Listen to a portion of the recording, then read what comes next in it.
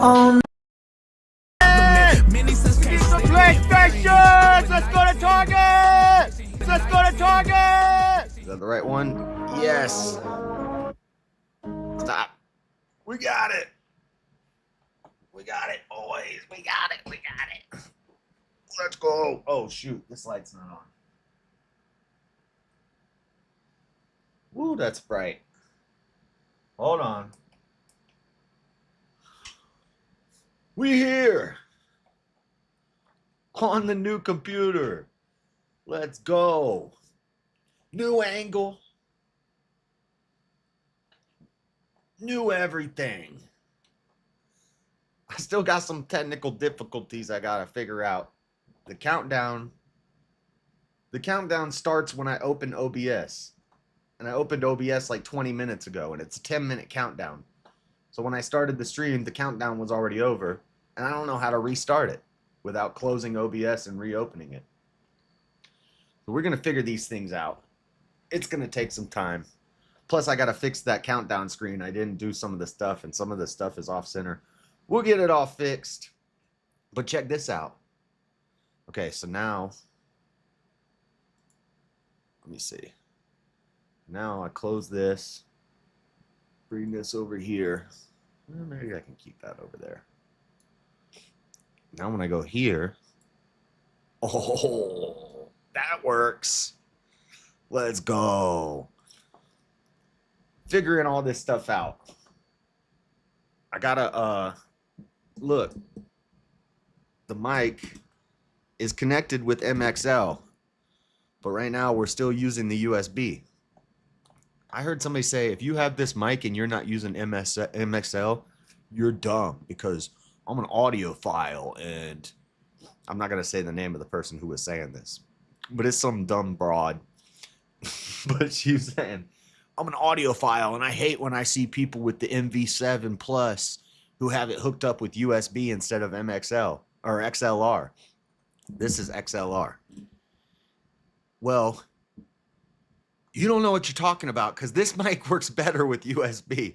If you hook the XLR up, you don't get the light, and you're calling for peace in the world. You know, we're going to talk about Russia, increased aggression from Russia on Ukraine.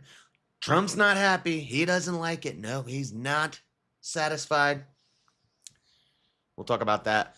I know the lefties are loving life right now. You're at work right now? Bleh. Well, yeah. Some of us, you know, we got to work on Memorial Day. I think the only day I get off is Thanksgiving and Christmas. I don't even know if I get both of those days off. I don't know. I was off on Christmas last year because I took vacation, but I think no, we get Christmas off, but I'm not sure about Thanksgiving, but that's it. Thank you, Chuck. Yeah, you can't really see it from the camera angle, but it's got like different animations that are playing on the screen in there. Check my temperature. We're at 42 degrees. Pretty good. It's got a little clock. And then there's Vegeta. And then it goes to Gohan killing cells, little baby cells right there. And then it goes to Ultra Instinct Goku right there. You can't really see it very good, but yeah, it's running good. Typically work the holidays. The darn people won't stop coming to the hospital on holidays. Yeah, you get a oh, you work at the hospital? Oh yeah, you're you said you're like a pharmacy, something in pharmacy, pharmaceuticals. Something in pharmaceuticals. Yeah, I bet you get a lot of action in the hospitals on holidays like this, because people be getting wild. People be going wild. What else we got? Biden's cancer diagnosis. Shocker, Biden had health issues the whole time. We're not gonna joke or make fun of his cancer or anything like that, but just go over the facts. We're gonna look at his diagnosis and, you know, why stage 9, what do they call it? We'll read about it, but the stage that he's in, there's no reason that somebody in his position with his medical care that they didn't find this 3 years ago. I heard a doctor saying that they should. Well, anyway, we're getting ahead of ourselves. This is just the little intro part. But basically, this doctor was saying that they should have found this like 10 years ago, for the stage that he's in. So they were lying to America, typical, about his health. Shocker. I'm not happy that, I'm not gonna be like, oh, a lot of people on the internet be wishing that bad things would happen to him and stuff, and I'm not gonna do any of that. But it is just interesting how they're just now finding out about this. Don't make no sense. Shipwreck. We got a pirate ship crashing into the Brooklyn Bridge. We got freaking pirates attacking America, crashing boats into bridges and whatnot. The shipwreck. Apparently it was deadly. I haven't even looked into the story. I just put the articles together to talk about it now. But we'll talk about that. And then in rapid fire, we got a little segment. I found a Russian YouTube.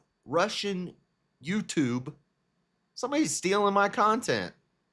And I'm wondering, where are my rubles? How you going to be taking my content in Russia and I'm not getting no rubles?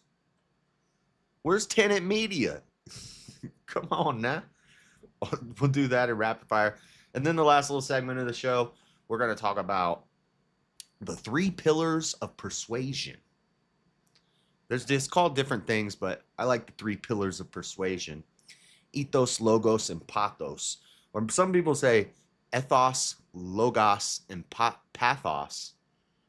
We'll talk about that in the last little segment. It won't take too long. Nothing too crazy. Just some good Aristotelian. Is that a word? Aristotelian? Some good tips from Aristotle about how to persuade people using ethos, logos, and pathos. Your credibility, your emotion, pulling on the audience's emotion. Anyway, I'm getting ahead of myself. Clinical pharmacist. Boring stuff. So that's the plan. Let's get going. We don't have any soundboard, so when I do the memes and whatnot, I'm just gonna have to make my own sound effects because I don't want to download voice mod onto this computer because I don't know if I trust that program. It's kind of weird. I don't like it. So since we don't have the voice mod program on here, until I get a Stream Deck, and then I can just hit buttons and sound effects that I push buttons. Once we get that, then we'll have sound effects. But until then, so you guys can hit up Super Chats, Cash Apps, all that good stuff. All the money going into the studio for more production value. It's pricey, but that's not necessary. What's really necessary is you hit the like button, make sure you're subscribed, all that stuff. So let's get into this. The history of Memorial Day. This is just a short little thing from PBS. We've gone over this. By the way, this is the 4th Memorial Day show on the Dreaded Conservative show. This is our 4th Memorial Day. Because we started, the 3-year anniversary was like last month. And we started, the first holiday is of the year of the show, or first holiday of doing the show was Memorial Day. Unless there was some other dumb holiday that we skipped over, but Memorial Day is not a dumb holiday. It's not like Commie Labor Day or, I don't know, Trans Awareness Day or anything like that. It's a real holiday. It's an American holiday. Go to some barbecues. Summer, almost. Is it summertime or is it springtime right now? It's nice outside, you know? So let's get into this. Originally called Decoration Day, from the early tradition of decorating graves with flowers, wreaths, and flags, Memorial Day is a day for remembrance of those who have died in service to our country. It was widely observed on May 30th, 1868, to commemorate the sacrifices of Civil War soldiers by proclamation of General John A. Logan of the Grand Army of the Republic, an organization of former Union soldiers and sailors and soldiers. The Republic Union. Republic Union. So during that first national commemoration, former Union General and sitting Ohio Congressman James Garfield made a speech at Arlington National Cemetery, after which 5,000 participants helped to decorate the graves of more than 20,000 Union and Confederate soldiers who were buried there. I've been there. Me and my mom went on a vacation to D.C., took a tour of D.C. I'd like to go back now that I'm older. I was pretty young when I went there. It's a pretty cool place. We went to Arlington. We went to all the monuments. So I'm sure a lot of them have been torn down by now, but they didn't get the big ones. I'm surprised they haven't taken down the big Abraham Lincoln monument and put like I don't know, some big like Zulu tribe member or something there. But we still got them. The national event galvanized efforts to honor and remember fallen soldiers that began with local observances at burial grounds in several towns throughout the United States following the end of the Civil War, such as the May 1st, 1865 gathering in Charleston, South Carolina, organized by freed slaves to pay tribute and give proper burial to Union troops. Look at that. Slaves honoring the dead soldiers from the Civil War. Granted, it was Union soldiers. I don't think they were honoring the Confederate soldiers much. But look at that. That's nice. That's nice. In 1873, New York was the first state to designate Memorial Day as a legal holiday. By the late 1800s, many more cities and communities observed Memorial Day, and several states had declared it a legal holiday. After World War I, it became an occasion for honoring those who died in all of America's wars, and was then more widely established as a national holiday throughout the United States. In 1971, Congress passed the Uniform Monday Holiday Act.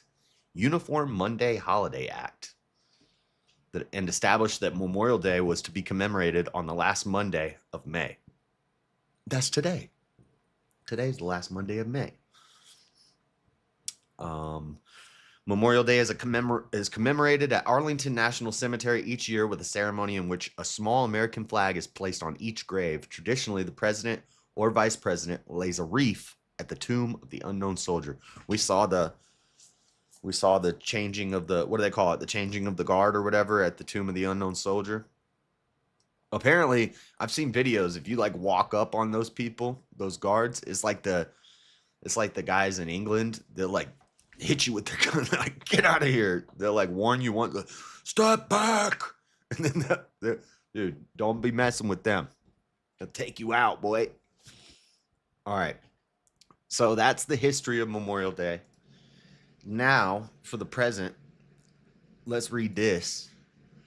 Prayer for peace. This is from the White House. This is whitehouse.gov. Prayer for peace, presidential actions by the President of the United States of America. You know who that is. You know who that is. Memorial Day is a sacred day of remembrance, reverence, and gratitude for the brave patriots who have laid down their lives in service of our great nation. Throughout our history, brave men and women have been called to defend the cause of liberty on foreign shores in defense of our homeland. Their noble sacrifices are marked by flag-draped coffins and the silent sorrows of those left behind. We must never forget those who have given everything for our country. America's Gold Star families, not the kind of Gold Star that Jalen is. This is a real Gold Star family, whose sons and daughters and wives and husbands are among the honored, endure unfathomable heartache. Their loved ones selflessly gave everything to protect our sovereignty. They have our unwavering support, deepest gratitude, and highest respect. The lives lost in war serve as a solemn reminder of why we must pursue peace through strength. We are eternally indebted to our nation's fallen heroes on this solemn day.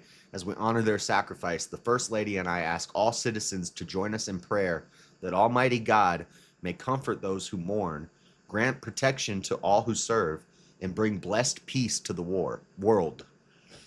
In honor of all our fallen heroes, the Congress, by a joint resolution, approved May 11th, 1950, as amended, 36 U.S.C. 116, has requested the President issue a proclamation calling on the people of the United States to observe each Memorial Day as a day of prayer for permanent peace and designating atheists ain't gonna like that, and designating a period on that day when the people might unite in prayer. Nice.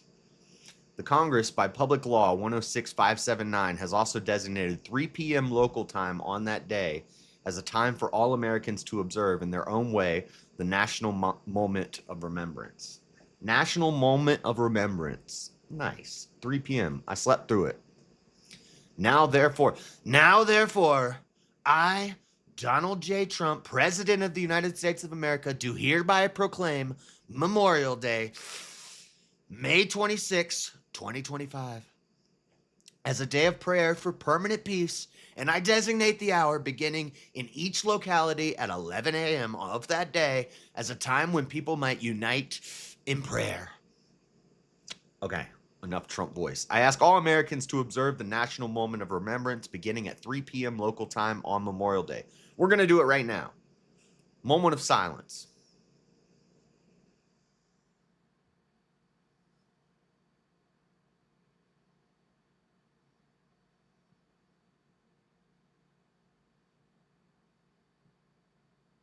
Okay, that was a short moment, but we got a show going on. We missed the 3 p.m.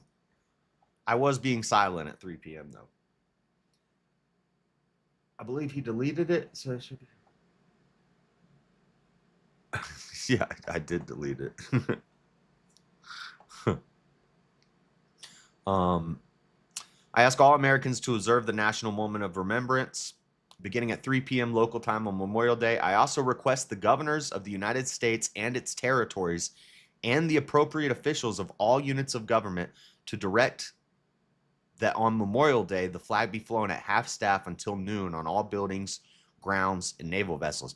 We probably can't do that in Salt Lake City because our whole flagpole is filled with gay flags.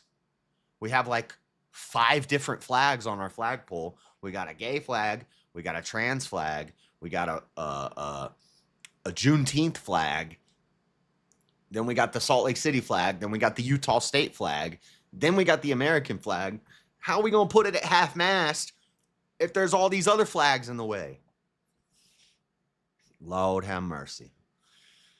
Half-staff until noon on all buildings, grounds, and naval vessels throughout the United States and in all areas under its jurisdiction and control. I also request citizens to display the flag at half-staff from their homes for the customary forenoon period. In witness whereof, I have hereunto set my hand this 24th day of May in the year of our Lord, 2025. Nice. Year of our Lord, 2025. Even our time measurements include God in it. Ain't saying no CE or BCE around here. It's Anno Domini and before Christ. And of the independence of the United States of America, the 249th. The 249th. Was that years since it started? Anyway, happy Memorial Day, guys. Happy Memorial Day. What up, King and Elderline? So, it's Memorial Day. Hope everybody has a good day. Have your little moment of silence. But let's move on to the news.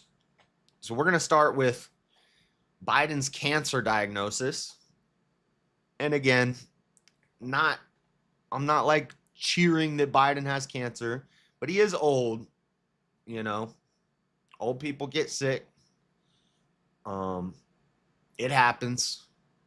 So we're not happy that Biden has cancer or anything like that. Nobody's cheering on the fact that an old guy's going to die. I'm also not going to cry about it though. But the problem is he had a Gleason score of 9 for prostate cancer. My dad passed away from prostate cancer like 3 years ago. And they found it like, I don't know how early they found it, but he had it for like 6 years before he died. And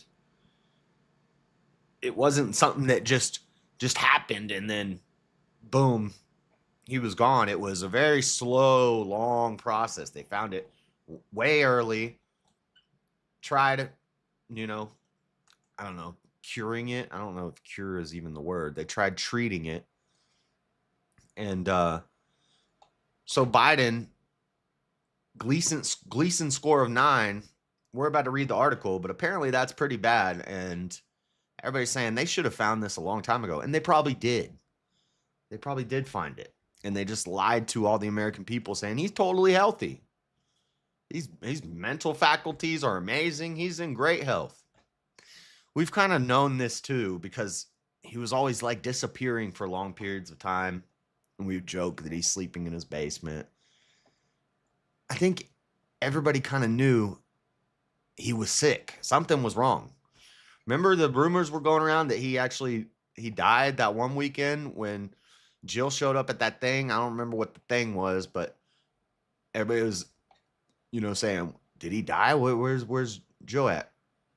And then his family was coming out saying things and they were crying. And I think they've known about this for a while, which is a problem because we should have known about it. And I don't know. What are they going to do? Impeach him, like 25th Amendment him and take him out, and then we get Kamala in there. So it's probably worked out for the best the way it did, that he stayed in there, tried to run, didn't work.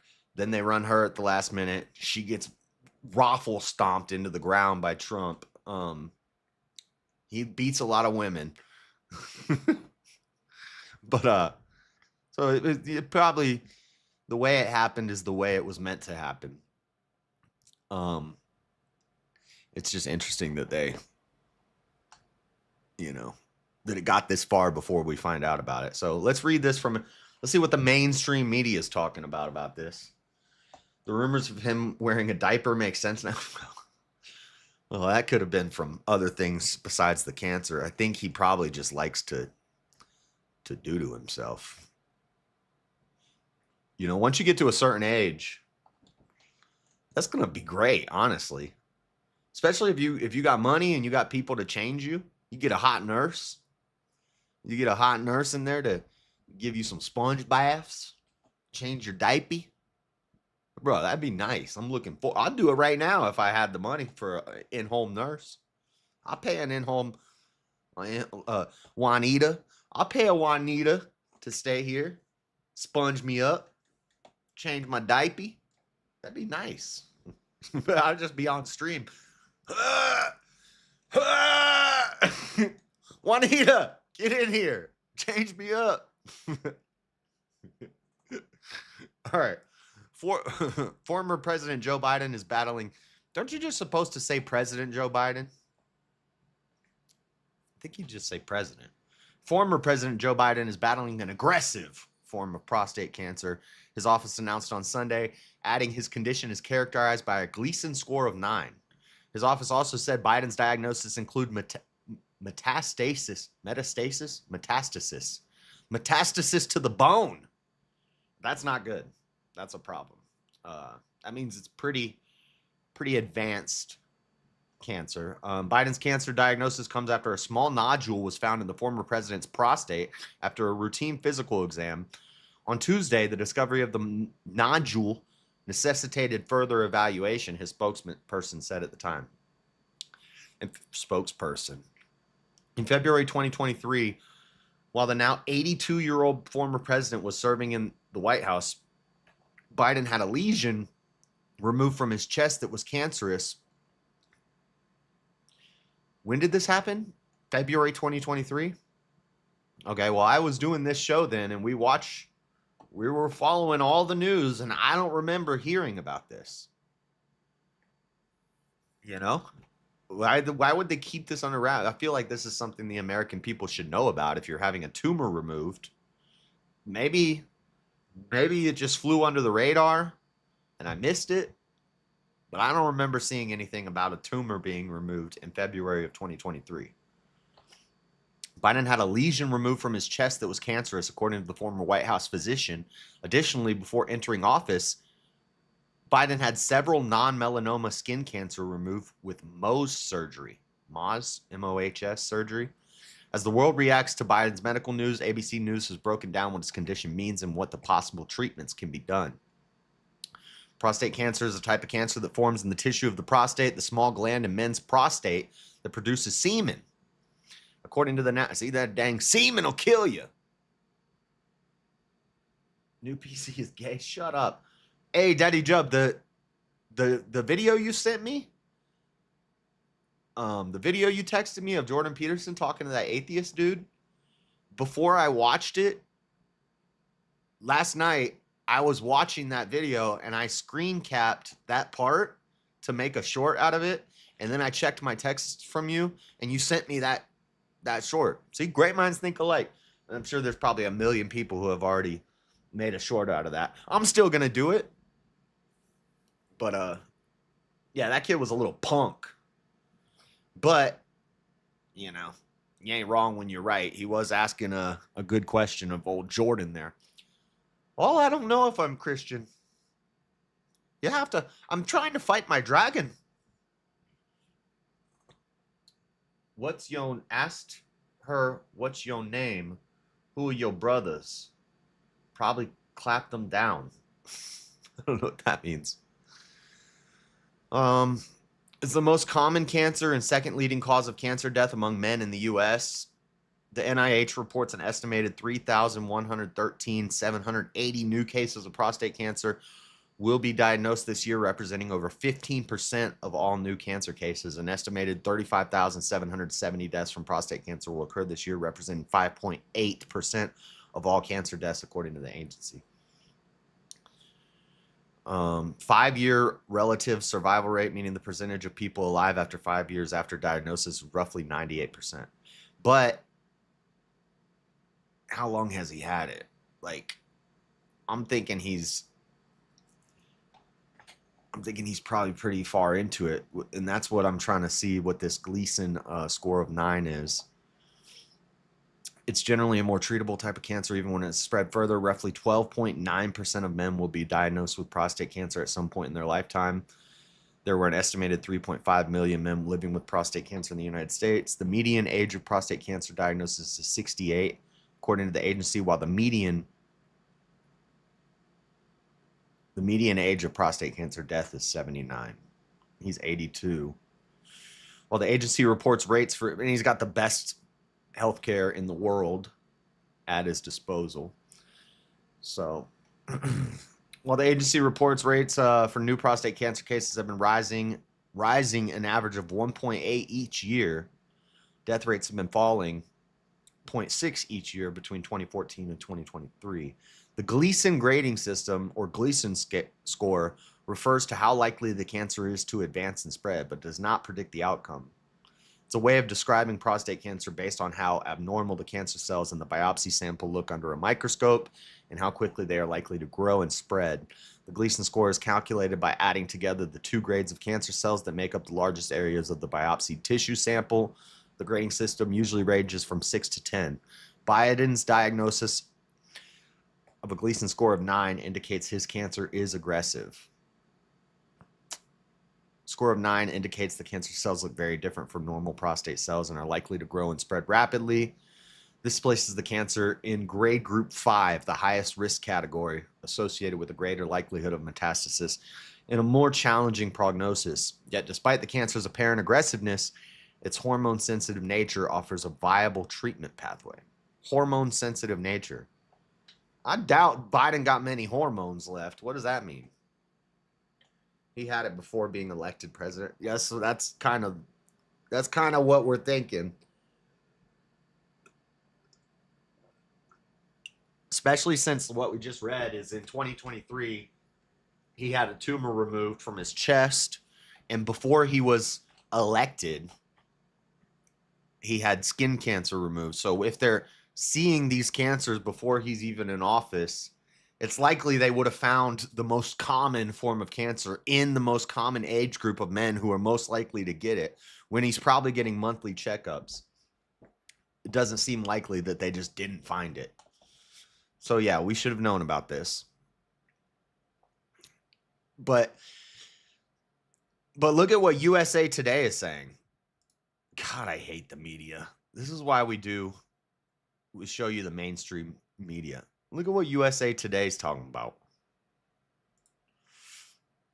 USA Today's headline: Republicans keep clinging to Biden's health to ignore Trump's decline. Does Trump seem like he's declining in health? It's so funny when I hear, like, I watch a lot of protest corn, a lot of protest videos online, and you hear the lefties saying the same thing about Trump that we said about Biden. He's crazy. He's not mentally there. He's not healthy, physically or mentally. He shouldn't be running the country. You'll hear the lefties saying the same thing about Trump. Trump gets on stage. Trump is in front of cameras, freestyle, doing interviews with everybody. They say he's a fascist.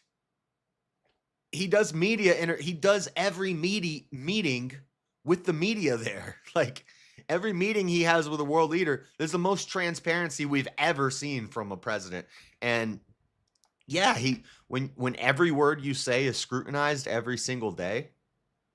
This even happens with streamers. If I'm talking for 30 hours every weekend, I'm going to say some crazy stuff. Speaking of, well, maybe we'll touch on that later, but what is this video? Oh, I don't care about that. But this is what you think Trump's health and Biden's health are comparable? I'll always remember where I was. Oh, it's one of these articles. It's an op-ed. It's going to be listen, if you want to be a writer and you want to write fantasy stories, then go write some fiction. Don't be writing for USA Today. I'll always remember where I was, May 19th, 2025, when every Republican in America became a urologic oncologist with a deep and specific expertise in former President Joe Biden's prostate. Oh, you mean just like everybody became a virologist during the COVID crap? Everybody knew we need 18 vaccines, and we need masks, and we need 6 feet of separation, and we need, what's it called? Stay in home. That's not what am I thinking of? What's the word I'm thinking of? Quarantine, self-quarantine. Don't go outside. Follow the arrows at the grocery store up and down the aisles. Like that. Like everybody became a pathogen virologist overnight when COVID happened. Everybody knew that the deadly Wuhan viruses came from bat soup. Like that? Is that what you're saying? That was a moment of shiny new right-wing conspiracy theory was born. Oh my God. Says the people who think that the assassination attempt was fake. Biden's announcement that he has an aggressive form of prostate cancer was instantly turned into a scandal, with everyone from Vice President J.D. Vance to one of President Donald Trump's sons suggesting the diagnosis must have been part of an elaborate cover-up. Well, that's a crazy conspiracy theory. That's crazy to think that they lied to us about Biden's health, even though they've come out and admit that they lied to us about Biden's health. We really do need to be honest about whether the former president was capable of doing the job. Vance said, well, it's too late now. And you know, America got what we deserved, and it worked out all right in the end, so I ain't mad at him. Ignoring his administration's flailing incompetence and the fact that the economy under Biden was considerably better than it is now. The economy was better than it is now. Lefties who hate billionaires, why would they care about the stock market crashing?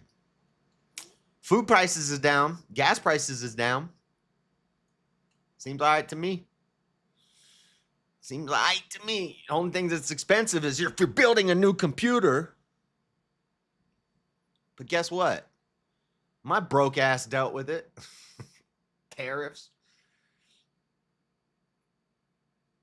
Hoping he gets through it to enjoy what he has left in life. Yeah, I'm not wishing any harm on him or anything. This isn't a critique on Biden. I've said for a while it's sad that they even had him in there. Like, let that man chill. Let that man rest. But at the same time, he was in politics for 50 years and didn't do nothing. Didn't do nothing.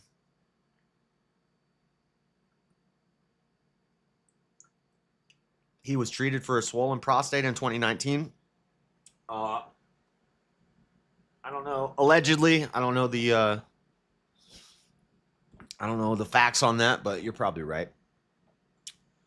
We really do need to, but it's just interesting what USA Today is reporting on. What CNN talking about. President Biden has metastatic prostate cancer. Here's what you should know. I don't think this is going to give us more information than we already have. Let's skim through here and see if it says anything about that. Prostate nodule was discovered. The detection of a prostate nodule likely happened during a digital rectal examination. A Dre? Dr. Dre? Does Dr. Dre stand for digital rectal examination? Dude, why hasn't Eminem made a bar about that? That'd be funny. Oh, now I got to think of a Dr. Dre bar. Dr. Dre, digital rectal examination. A doctor gently inserts a finger into the rectum to examine the prostate gland. This is not a nice thing to be thinking about a president.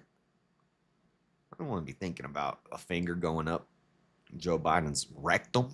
Damn near killed him. Inserts a finger in the rectum. A healthy prostate typically feels smooth and symmetrical. A prostate nodule, however, feels firm, raised, and irregular, similar in texture to your knuckle. Not all prostate nodules indicate cancer. Many are benign and associated with conditions enlarged prostate. With conditions of enlarged prostate? Is that bad writing? Probably. Or prostate stones. Calcifications. That's why I stopped drinking so much milk. Because I heard too much milk will get you dang. Calcifications. However, in Biden's case, further testing, likely including a prostate-specific antigen blood test, imaging, and biopsy, confirmed prostate cancer. Additionally, scans revealed that his cancer had spread to his bones, classifying it as high-risk, aggressive, metastatic prostate cancer. Nearly a 100% 5-year survival rate. However, when prostate cancer is metastatic at diagnosis, the 5-year survival rate drops sharply to around 37%. But he's 82. I don't think he's got a lot of time. For Biden and all prostate cancer patients, this diagnosis marks the beginning of a highly personalized journey. It remains impossible right now to accurately answer the question, how long do I have? Which, of course, is the question everyone wants answered. So, and they're just giving us more of the treatments, include hormone therapy, blocks testosterone. Well, they don't got to do that to Biden. He don't got no dang testosterone left. Jill's got all his testosterone. Chemotherapy, radiation therapy, immunotherapy, and precision medicine supportive care. Quality of life enhancement. Anyway, how to take care of my prostate health.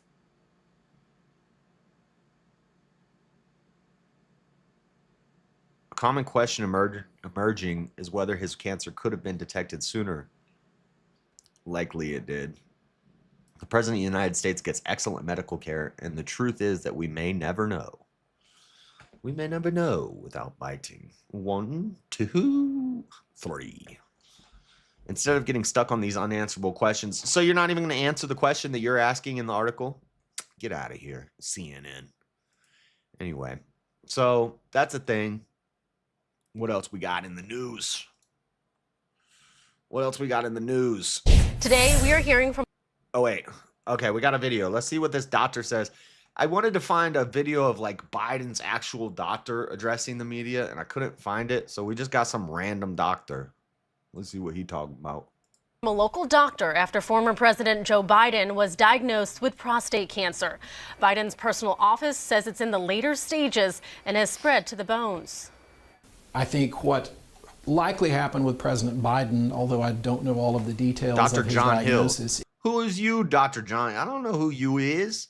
Is that clearly his cancer appears to be one that's more aggressive, a higher grade cancer, which is unusual for men in that age group. We see it, but it's much less common. So chances are this is something that came on fairly quickly. Also in these men, the PSA may not be an adequate test for screening because sometimes in higher grade prostate cancers, the PSA may not be markedly elevated. Now, Dr. Hill says this may be why it wasn't detected right away. Biden's office says the cancer is hormone sensitive, which is actually a good sign, allowing for effective management. Biden and his family are now reviewing treatment options with their doctors. About 1 in 8 men will be diagnosed with prostate cancer in their lifetime, according to the American Cancer Society. It is the most common cancer in men after skin cancer. I can't get diagnosed if I don't go to the doctor. Just so you know, Kate had a baby. What the heck is this? Oh, sorry. All right. So that's that. Now let's move on. Let's move on to another interesting story. This is an interesting story. A pirate ship crashed into the Brooklyn Bridge. Yeah. This is like the second time in a year that this has happened. Well, it's a new year now, but this happened last year. Remember that freaking tugboat crashed into that bridge? Well, there's another one, and this is like a pirate ship. Apparently, it's a naval vessel, aka a pirate ship. NTSB gives first update on Brooklyn Bridge ship crash. The National Transportation Safety Board, this is from CBS News, gave its first update in its investigation of the Mexican Navy ship. If that's a damn Mexican Navy ship, they got a weak-ass Navy. Bro, the Mexican Navy ship looks like a dang pirate ship from the 1600s. Looks like a dang Mayflower, but smaller. It's not even as big as the Mayflower, the Nina, the Pinta, or the Santa Maria. Is this really a Mexican Navy ship? This is what they look like? Wait till I show you the video if you haven't seen it yet. That's wild. Crashed into the Brooklyn Bridge over the weekend. The NTSB is still waiting for permission from the Mexican government to gain access to the... Oh, I need Seasal to help me know how to say this.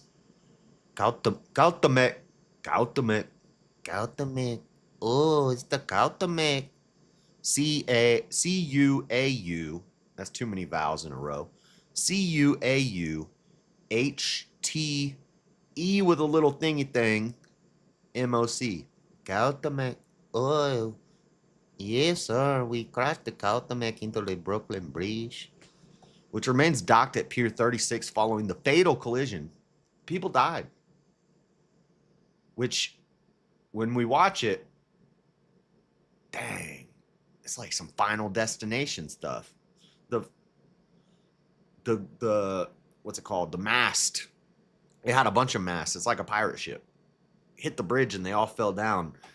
So I'm guessing anybody who passed away must have got debris falling on them. Like Final Destination, a dang ship mast come down on you. Timeline of ships' movements. We get the timeline in the video. So I'm not going to read through this. Yeah. 8:20 p.m. the ship began backing away with the assistance of a tugboat. There was a request for assistance. 45 seconds later, the ship struck the Brooklyn Bridge. Ship came to a stop. Fire department and NYPD assets were on the scene. I'm trying to see victims. Officials said 277 people were aboard the Cautamec when it crashed during a ceremonial departure to Iceland. That thing wasn't gonna make it in no dang Iceland.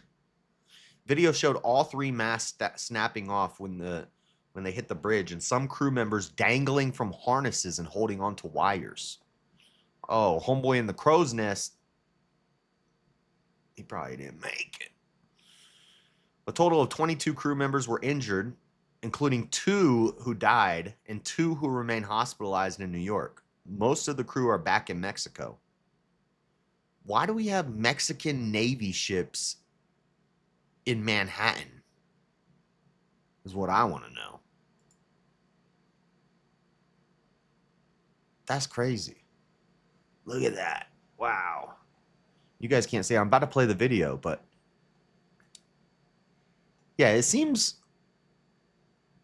like it would only be fatal for people who are up on the wires, up in the crow's nest, or if you're down on the ground when the mast falls, falling debris could hit you. But 2 out of 227, not a crazy ratio, but still, RIP to those 2 people. Sanchez, we got names. Mexican authorities identified the victims as 20-year-old cadet America Yamilet Sanchez and Adao Jair Maldonado Marcos. Oh, guy's name was America. Poor guy. Poor family. R.I.P. Mourners have been leaving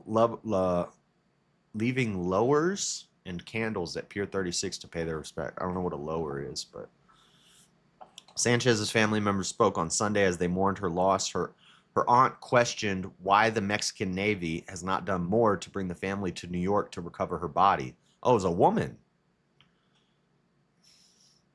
No comment.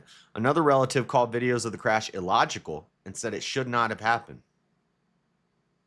Illogical? Maritime experts said it is sometimes customary for sailors to stand in formation on the vessel's yards when leaving a harbor, which is what was believed to be happening on the Katamuk. But they said there are some questions that need to be answered. Were the anchors ready to be let go? That's one thing. If the engine continued to go astern, then is there a procedure for shutting down the engine? In most ships there are, said Captain James Staples, a maritime expert not involved in the crash.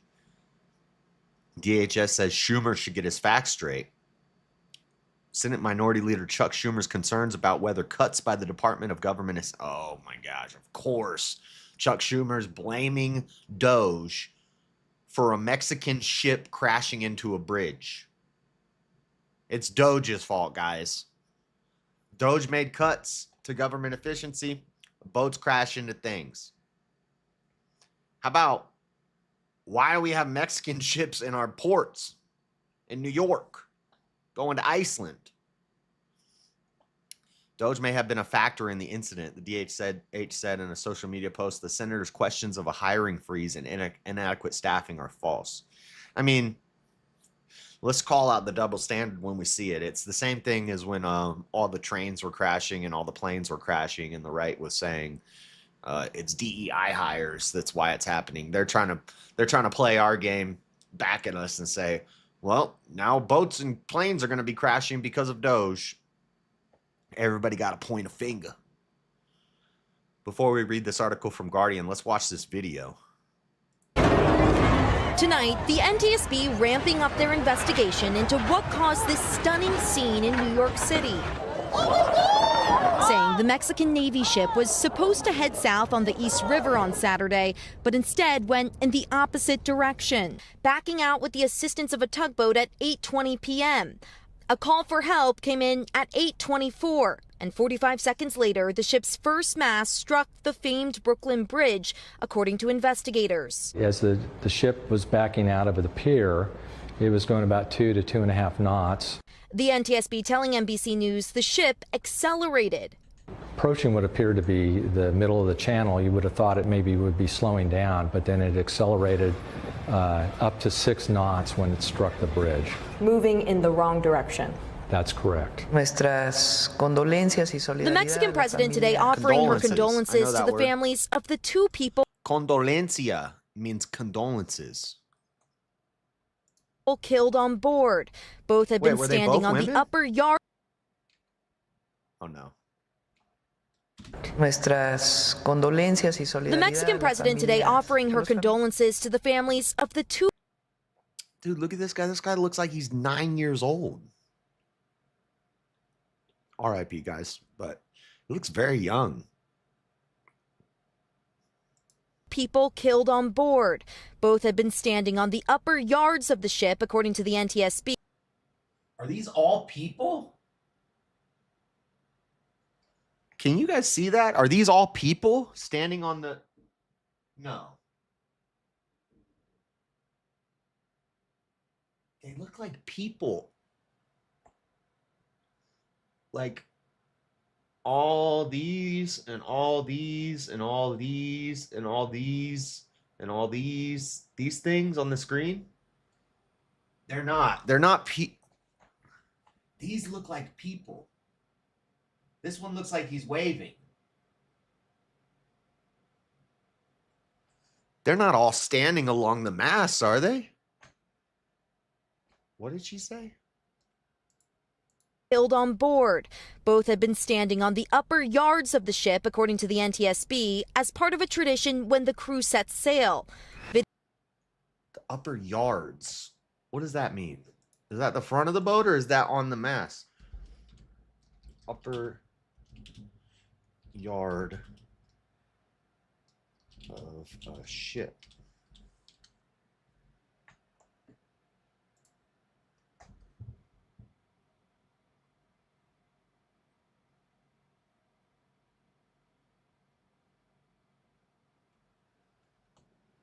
On a square rig sailing vessel, the term upper yard usually refers to the yard that sits higher on the mast compared to the lower yard. Those are people. So they all were lined up on the mast and the mast crashed. What? So those are people. And now you see them dangling. This is from NBC News. This footage may be disturbing. Video showing some crew members dangling from the rigging after the crash. Sail. Video showing some crew members dangling from the rigging when the crew sets sail. Video showing. But why are they not moving? Look, that's a person there. That's a person hanging there and there. So they were lined up on the mast when it hit the... That's crazy. Some crew members dangling from the rigging after the crash. Built more than 40 years ago, the ship is used for naval training and as an ambassador of Mexican culture. Its stop in New York City. Yeah, those are people. So they line up on the mast, holding hands and waving and whatnot. But in that one video, they're not moving. I don't know. City was part of a planned 254-day voyage. That's wild. To 15 countries. Most of the crew members on board returning to Veracruz today as investigators zero in on their damaged ship. Local officials have said there may have been a mechanical issue. They're just standing there watching the bridge coming and they're frozen. They're not moving. The one guy's arm was not moving. He was holding his arm up and he's not moving as the ship is going at the bridge. I would think that you would see it coming and you would get off. On board, but the NTSB today, who has yet to board the ship, would not speculate. Lester? Emily, thanks. Thanks for watching. Stay updated about... I don't know. My foil helmet sense is going off. But anyway, let's see what Guardian's talking about if they're going to let me read this article. Mexican Navy says ship's pilot in deadly bridge crash was from New York. Officials say the ship must be operated by specialized harbor pilot as investigation into the crash that killed 2 continues. The Mexican Navy has said that the pilot navigating the training ship Potomac during its Saturday night crash in the Brooklyn Bridge was New York based. The captain, pilot? They call it pilot? The captain of the ship. The ship must be controlled by a specialized harbor pilot from the New York government. Admiral Raimundo Pedro Morales Angales said at a press conference. Morales acknowledged there was not much time for the pilot to react excuse me, to the situation. Possible as little as 80 to 90 seconds. 2 sailors from the Mexican Navy were killed and 22 others were injured during the incident, which collapsed all 3 of the ship's masts. The event was captured on video by onlookers and quickly spread on social media. The dead were identified as America Sanchez, 20 years old, from Veracruz, and Adal Jair Maldonado Marcos, 23, from Oaxaca. In interviews with Mexican News Daily, family members talked about Sanchez's aspirations to become a naval engineer and Madonna's long-held dream of following his father's path as a sailor. Ship had 277 people on board, was in the midst of a 254-day global goodwill tour, beginning with an April 6th departure from Acapulco on Mexico's Pacific coast and spent 5 days docked in New York City. Well, that explains why it was in New York. New York police said the ship lost power as it left the harbor for Iceland and was sucked toward the bridge by the current. The ship, at 157 feet tall, was unable to fit under the clearance of the Brooklyn Bridge at 134 feet. A member of the National Transportation Safety Board was unclear as to how police discerned the ship lost power. Didn't seem like it lost power. It seemed like it increased power. It was speeding up. And also, there's another video I watched where you see a wake coming from one side of it. Like the motor was kicked up to high power on one side and it was turning and listing. Onlookers reported seeing crew members hanging from the ship's mast and beams while awaiting rescue. A full investigation of the ship's crash is being handled by NTSB. A preliminary report is expected to be issued in under 30 days, but the full investigation will probably take over a year. Huh. That's wild. That's wild. All right. So that's that. We got one more main story news thing. New York Times is not going to let me read this. The headline, Trump rebukes Putin, calling him insane for increasing his attacks. Oh, by the way, we haven't done cable management yet, so don't let me forget. I will not just leave this like this, but you guys can't see it. But right now, there's cables everywhere. I'm gonna need an extension for my camera USB. It's plugged in right now, but it's plugged into an adapter, and it's a problem. We gotta get these cables cleaned up. That's what I bought the cable management stuff for. I gotta do it. Can't just, not do it. Cables everywhere. Anyway, Russia has increased, doing more attacks on Ukraine. I'm sure the left is eating it up. Oh, I thought Trump was going to end the war on the first day. Hasn't happened yet. Yeah. Whatever. I mean, he's doing more. We could just keep throwing money at Ukraine like Biden did. We could just keep giving Ukraine more and more money. He's in peace talks. We've got a mineral deal. If we're going to give Ukraine money, we need some minerals.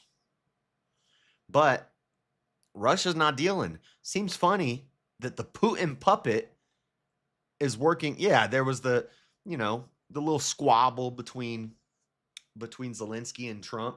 Little squabble. But we figured it out. But a Putin puppet, he's calling out Putin. Seems like Putin's not listening to him. Shocker. What's Newsweek saying about this?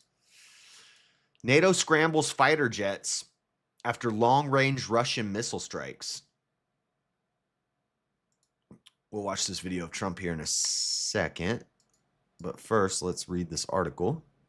NATO fighter jets were scrambled near Poland's eastern border on Monday as Ukraine was struck by a Russian missile and drone attack.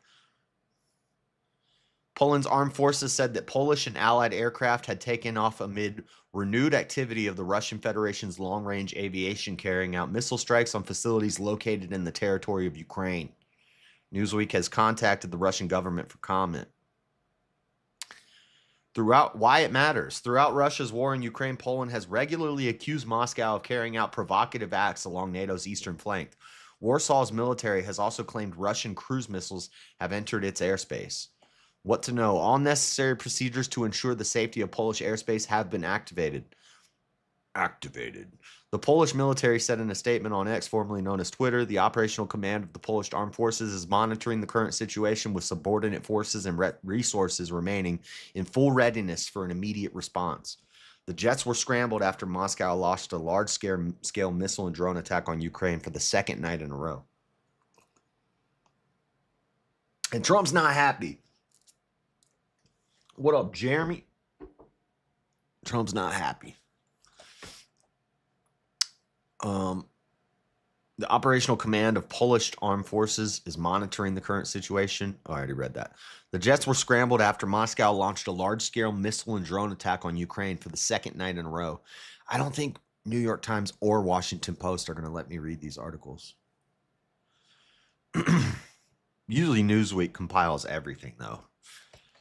Russia's military forces launched 355 attack drones and 9 cruise missiles, the Ukrainian Air Force said on Monday.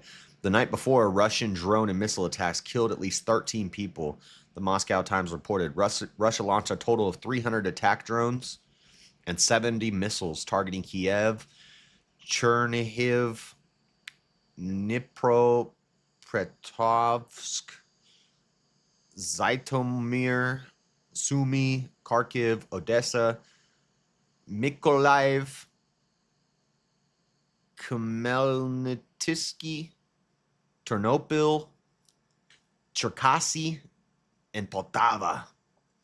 Russia also fended off a large-scale Ukrainian drone attack, its defense ministry said in a statement on Monday.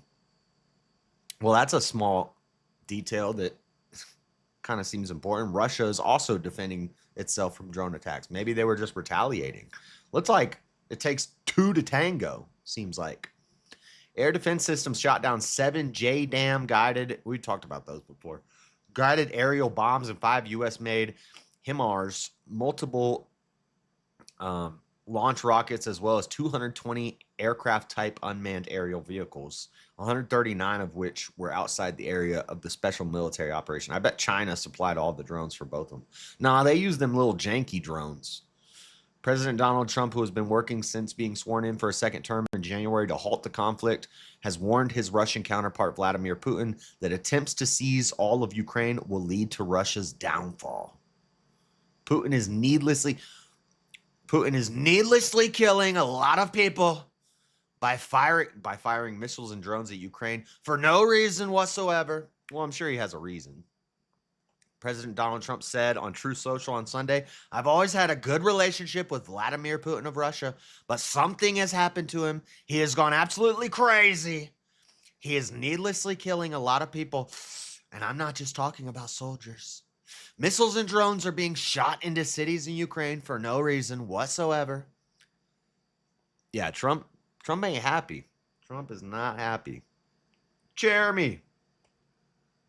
I've always said that he wants all of Ukraine, not just a piece of it, and maybe that's proven to be right. But if he does, it will lead to the downfall of Russia. Trump coming in hot.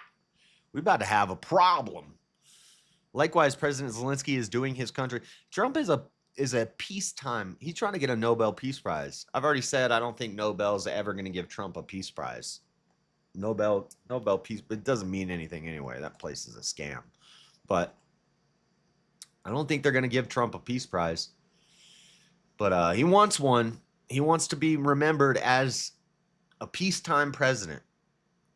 And he's already ended the, what was it, Iran and, shoot, I can't remember the other place. He already ended that conflict. Hamas and Israel, stuff's heating up, you know. But it should have never started. It would have never started if he was in there. Now it started. It's hard to put that lightning back in the bottle once it gets out. It's harder to end a war than it is to start a war. Poland's armed forces says they are monitoring the current situation with subordinate forces and resources remaining in full readiness for immediate response. Let's see what Trump talking about in this video, Rahul. Oh wait. Why is it going to go to... I don't want it full screen.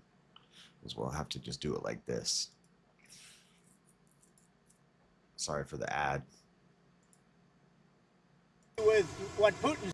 I'll give you an update. I'm not happy with what Putin's doing. He's killing a lot of people, and I don't know what the hell happened to Putin. I've known him a long time, always gotten along with him, but he's sending rockets into cities and killing people, and I don't like it at all, okay? We're in the middle of talking, and he's shooting rockets into Kiev and other cities. I don't like it at all. That's not good. Trump is not happy. Simplicity Trump is meets not security. happy with the situation. Oh, yeah. Washington Post not going to let me read this. So, but basically, increased aggression from Russia. While we're supposed to be having talks of peace, Zelensky came, you know. Zelensky showed up at the White House. He disrespected Trump, but at least he showed up. He gets points for that in my book. Putin over here just launching rockets, but I don't know what's in his head. And I don't even know how much of this is true. I don't know what we can believe and what we can't believe. So we'll see what happens. We'll keep our eye on it. I'm not the geopolitics guy, but we'll keep our eye on it. And that's it for all the main story news that we got. We've got some other little stories in rapid fire. But first, I shouldn't have closed that. Dang it. Shouldn't have closed that. That was a mistake. I just made a mistake. All right, hold on. I gotta remember how to do this.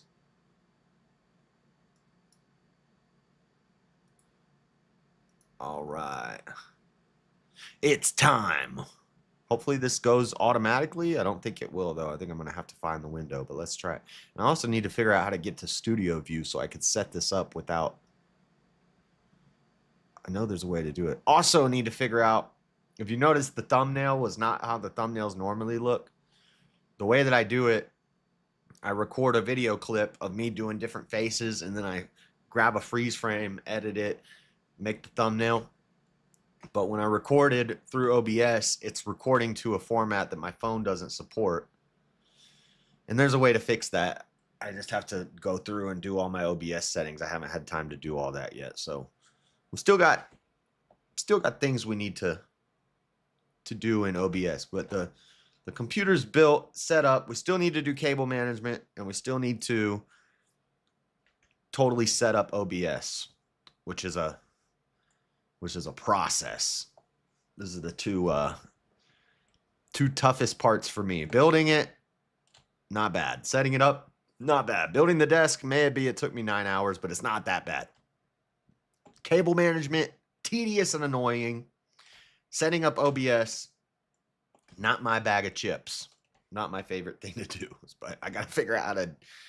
I'm learning it. Well, I know a lot of it, but I'm learning more and gonna get all the settings right and all that stuff. Oh, now that Jeremy's here, also, I have this hardwired, and I had the antenna taken out, and I did a speed test. My speed was really low, so I plugged the antenna back in. Speed went crazy high. So I think I'm still running off Wi-Fi, even though I'm hardwired in. I don't know how to change that, but wonder if the delay is less on the new PC from the old one. No, it's always 20 seconds on YouTube. YouTube delay is always 20 seconds. Unless you go into YouTube, I think you can adjust it and make it longer. But I don't think you can make it shorter than 20 seconds. And I see it. So I see my YouTube feed here. And I know when I hit start stream, it takes 20 seconds and then the stream starts. And then it's 20 seconds. It's always 20 seconds on YouTube. Unless I think there is a way to make it longer, but you can't make it less.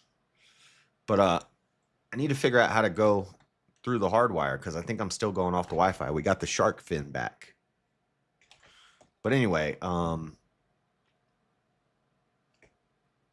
knowing my internet speed, I can set all my OBS settings, and we're doing that. And then I have to do all the layouts, all the different scenes. I have to make scene profiles for, the gaming shows. We'll have one set of scenes, and then the Monday night show will have another set of scenes, and then Friday and Saturday panel shows and stuff like that will have another set of scenes.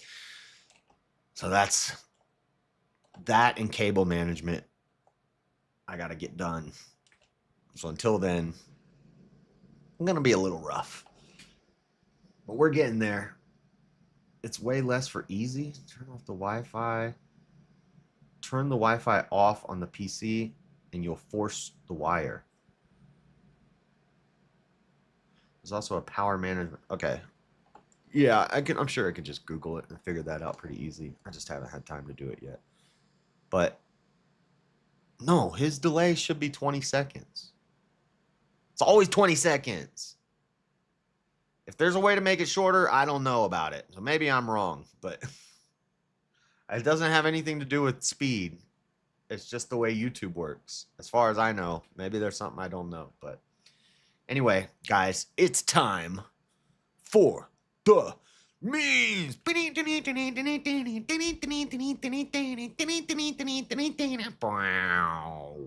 If you guys want real sound effects, we're gonna need to raise some money for a stream deck. Otherwise, I'll buy it with my own money. Well, we still got residual YouTube money coming in, so we'll be able to get it here in the next month. We need a stream deck, which is more wires, more connections, more wires. But I would like to get me a little stream deck to sit right chaw, so I could just go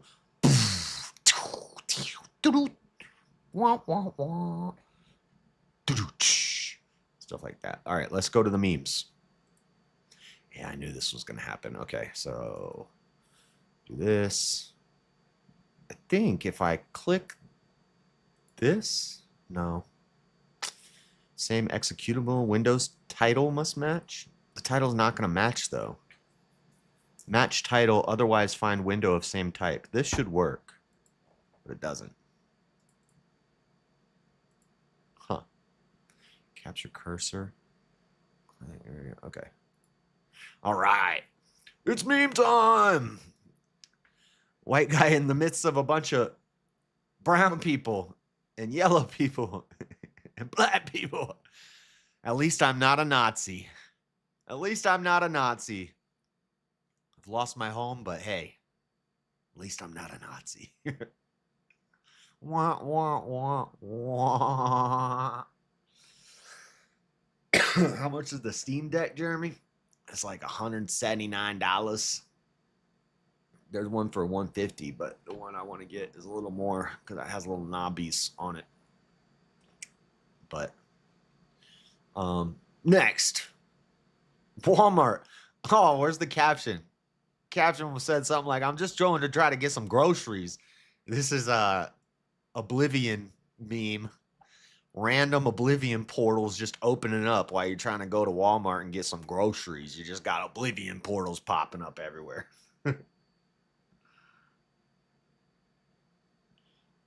Yeah, the 151 is cool. It's got like 16 buttons, but the newer model has knobs on it, so you can adjust volumes and mic volumes and stuff like that. What was that? Was that my phone? Oh, somebody texted me. Somebody texted me. All right. Next. Look at this. Usually these things are stupid. Like, did you know this is the last time for the next 10,000 years that the date's going to be what the date is today? But this one's actually pretty cool. Every day for the next 10 days is going to be the same backwards and forwards. So since the 20th, 5/20/25, 5/20/25. What's today? The 26th, 5/26/25, 5/26/25. That's pretty neat. Next. Mine has knobs. You got the knob one for $150? Mine is technically a Lope deck with Razer branding. I don't know what that means.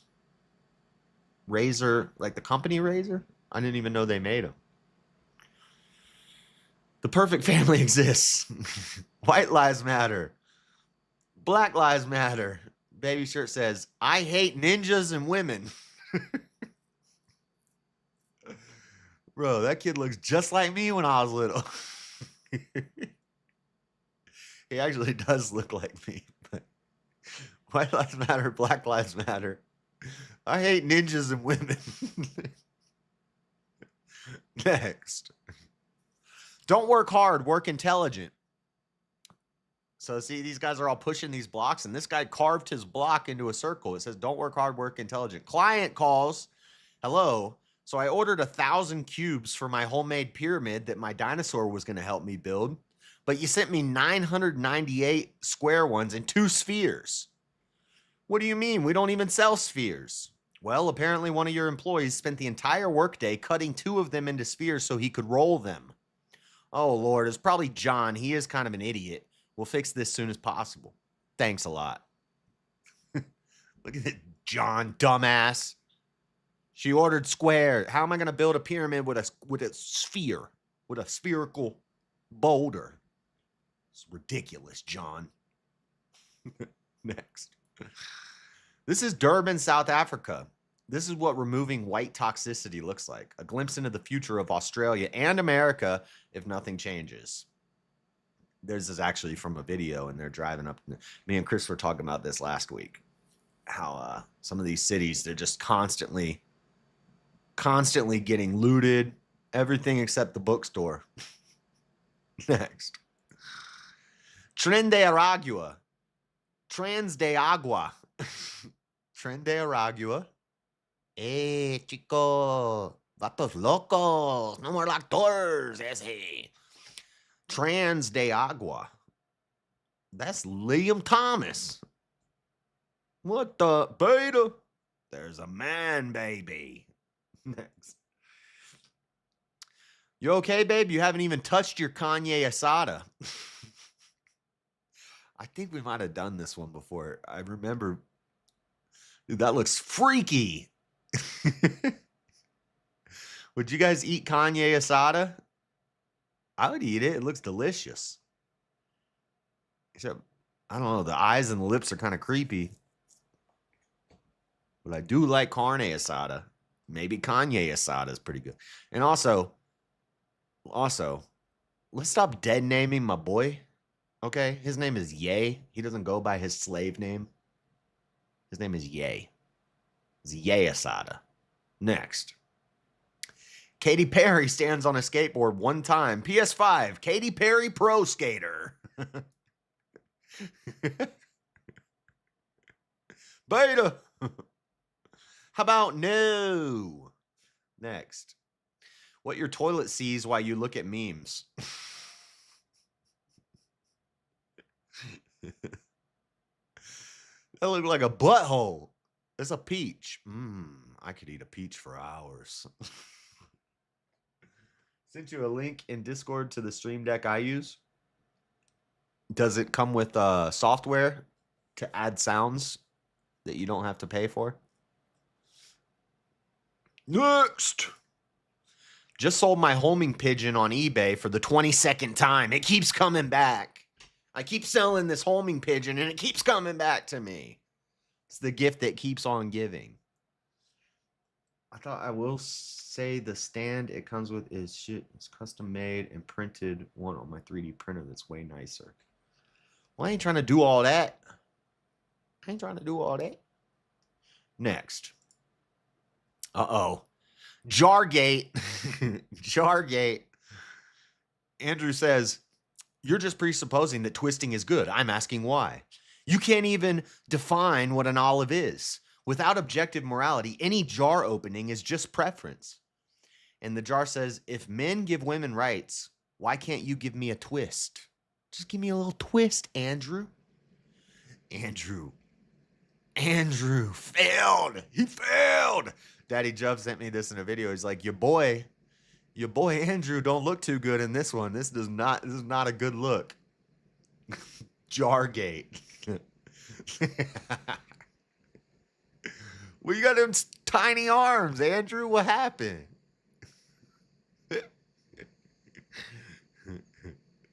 Look at these little arms trying to open this dang olive jar. Olive jar got the dub. Jargate. Was it glued? Who knows? We'll never know. A greasy top. Wipe that thing off. That's not... You can't get a grip because you lack grip strength. You gotta go to the gym, my boy, and pop that top.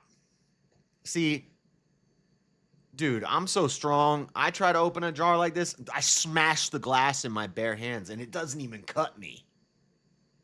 I just... No cuts. Next. I was thinking about getting a jar of olives just so that right now I could just pop it open real quick. But there's no way to tell because no two jars are the same. You know, you might get that. I've had the stubborn one, but I've never failed. Well, sometimes what you do, you put a knife up in there and you kind of pop it a little bit and then you can easily open it. But I ain't never failed no jar opening.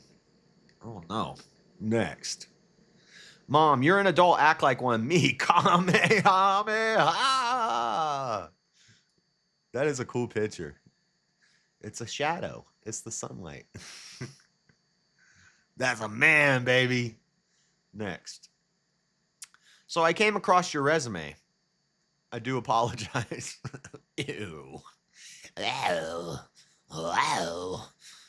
Why did you come on my... Oh, hey, Kniff from Connecticut. I came across your resume. Wow.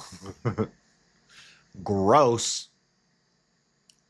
All right, thanks, Steve, for caming across my resume. Next. Happy Teacher Appreciation Week. If you know, you know. If you know, you know, you know. A lot of 15 to 17-year-old boys are getting some big high fives. A lot of lady teachers creeping around with the young boys.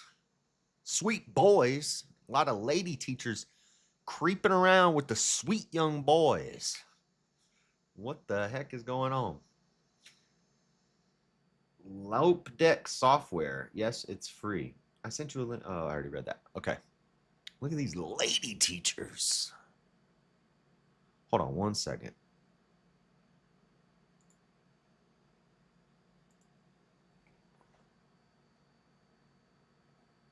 We have a lot of memes this week.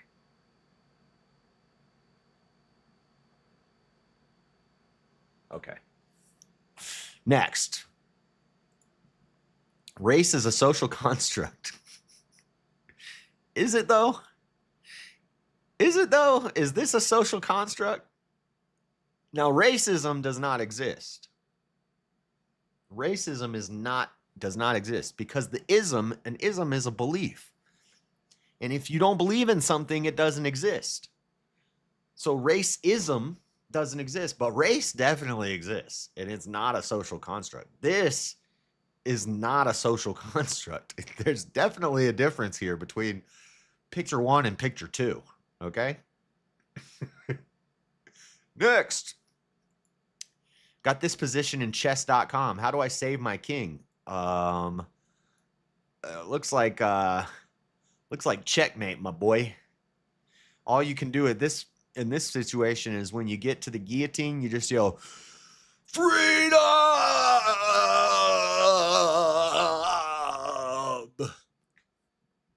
Because you're going down.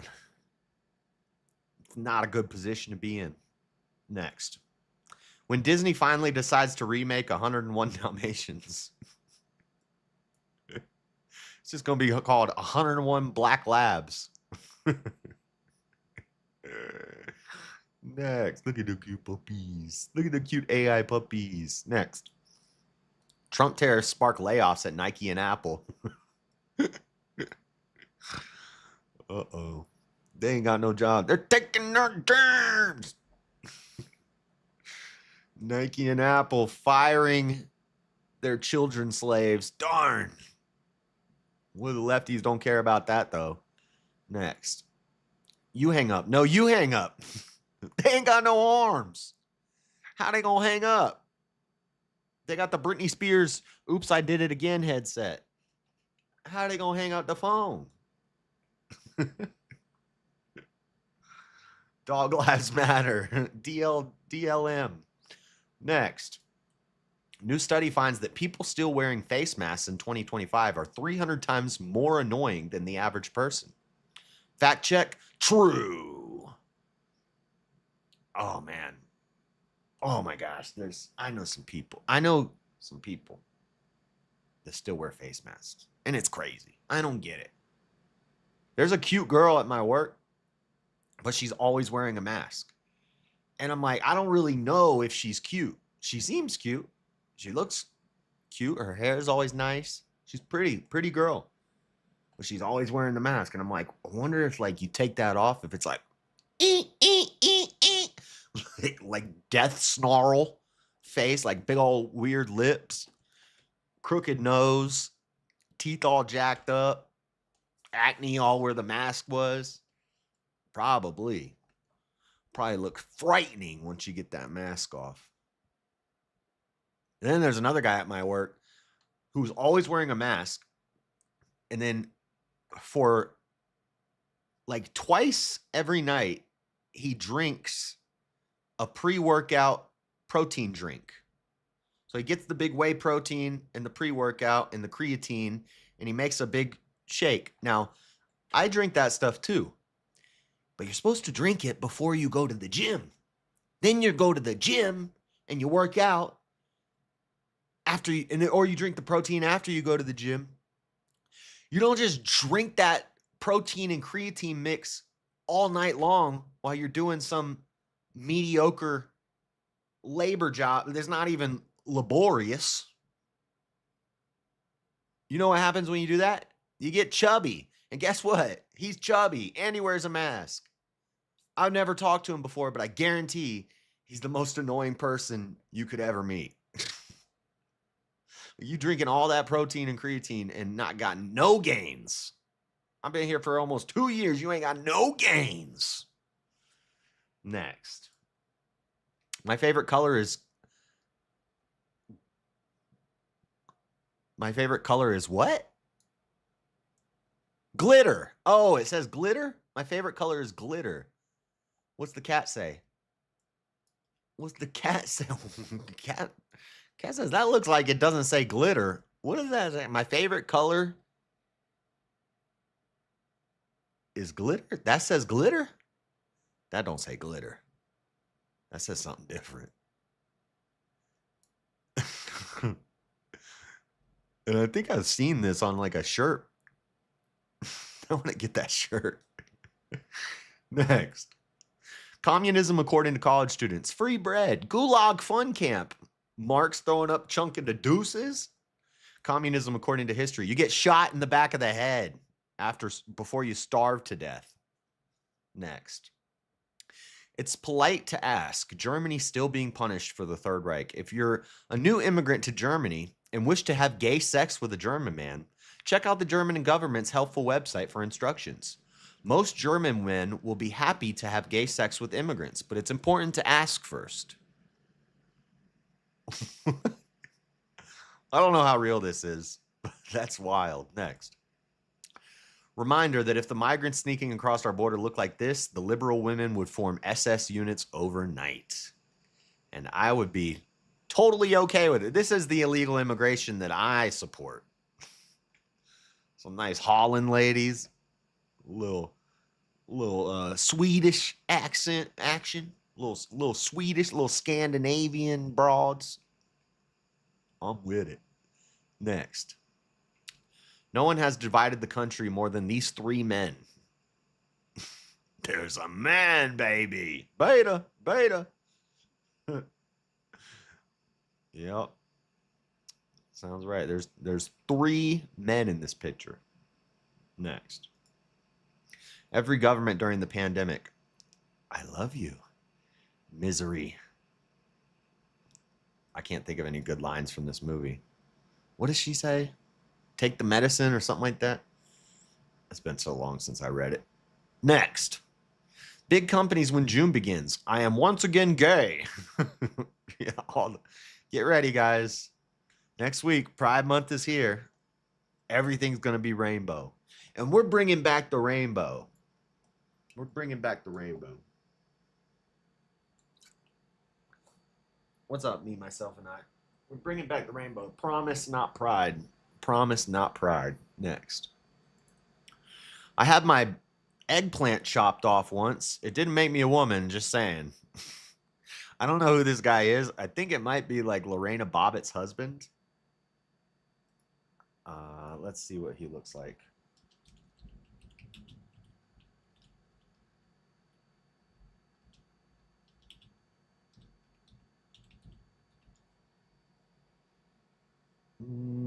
No.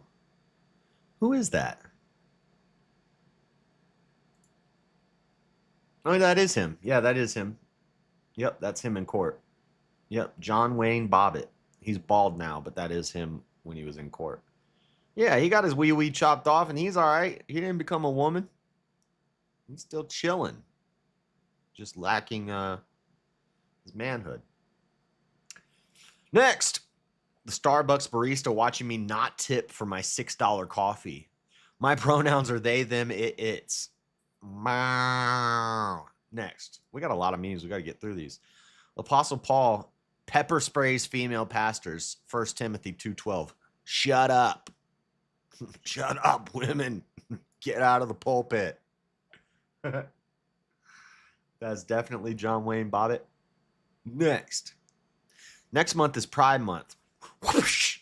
Next month is June. Dumbass. Robin. I knew Robin was gay.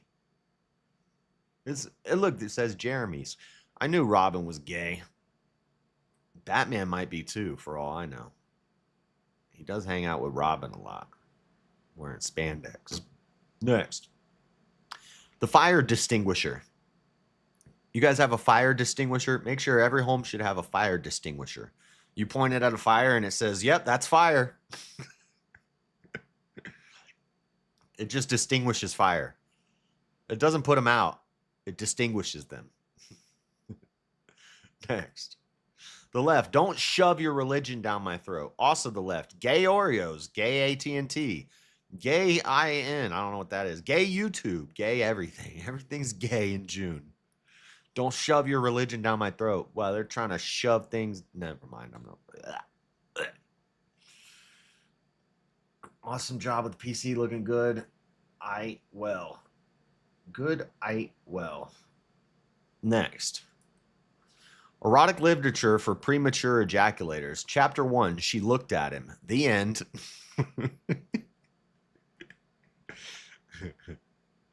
That's a good novel right there. Nice, short, and sweet. That's the way it should be. Next. All three generations are on OF. My mom, daughter, and myself. Crazy, right? Grandma ain't got no business. Grandma ain't got no business being on OnlyFans. Mom and daughter, you know. But grandma ain't got no business. Look at grandma. For a grandma, she looks young, but still, she ain't got no business being on OnlyFans, grandma. And then it says, why a daughter needs a dad. The New York Times best-selling book from Gregory E. Lang, Why a Daughter Needs a Dad. So that the whole family ain't getting on OnlyFans together. Gross. Riveting epic. Next. Okay, this is a meme this was on my Facebook, and these red lines, I did that. I solved it. You got to connect all the A's and the B's and the C's and the D's with lines without crossing each other over. So this is me, and I solved it. I did it. It means I'm high IQ, since I could solve it. Then I went in the comment section, and somebody else solved it, and let's see how he solved it. What? Too easy, but I have 190 IQ. Mobile game ad tested me. That's not... Somebody who did not pay attention to the rules of the game. That is not how you solve this puzzle. Next. Married 20 years and not a single argument. Yeah. I don't know if this black box is here to censor out something, but I feel like there might be some testicles right here. Because that's a man, baby. Yeah, I wouldn't argue with this thing either. Look at the face. The face looks plastic. Ugh. It's a monster. Next. I bet he's thinking about other women. What the fuck is wrong with her hand? What's wrong with her hand, guys? Oh, Geeb! Got you with the Geeb. Blah! I get to punch everybody in the audience right now because you're looking at it. Next. Why'd I get quiet all of a sudden? Next. Jesus wasn't a socialist. He actually fed people. That's how Lost wrench creeper in the chat. Oh, dang. Buff trying to earn that dang wrench back. What's up, Buff? Grandma playing naked bingo. Only Grams. Next time I hear socialist Jesus, I'm going to be like, Jesus actually fed people. So he can't be a socialist. It's impossible. Next. NASA discovers door on Mars. Jehovah's Witnesses. Bum, bum, bow, bow. I know he sang a good song. I think we've done this one before, too. That's a great meme, though. It's a great meme. These Jehovah's Witnesses are calling up Elon trying to get to that door, boy. We got to knock that door. Next. Finally, an answer to why did the chicken cross the road? Buff! Is this racist, Buff? Why did the chicken cross the road? Because he saw a bunch of thugs walk in his direction. He had to get over to the other side. Got him. Next. When you accidentally snort a drumstick. Dude, that's crazy. That's crazy. Look how crazy her face is lumped up. It looks like she snorted a chicken wing. There's a whole dang turkey leg in her face. Next. 2012. That's racist. Oh, I'm sorry. 2016. That's racist. No, not at all. 2021. That's racist. I don't care. 2025. That's racist. I know. That's why I said it. Dun, dun, dun. Next. She's dying. She whispers, call me an ambulance. And he says, you're an ambulance. Bye. And that is it for the meme.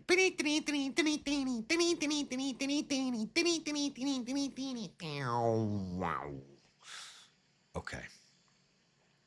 Enough memes. That's it for the memes. Is it though? Is it racist? I don't know. I just call it funny. I just call it funny. I don't believe in racism. I just believe in funny. And truth. Sometimes truth. Okay, what do we got next? Rapid fire and memes. Let's get to it. We don't have a whole lot of rapid fire.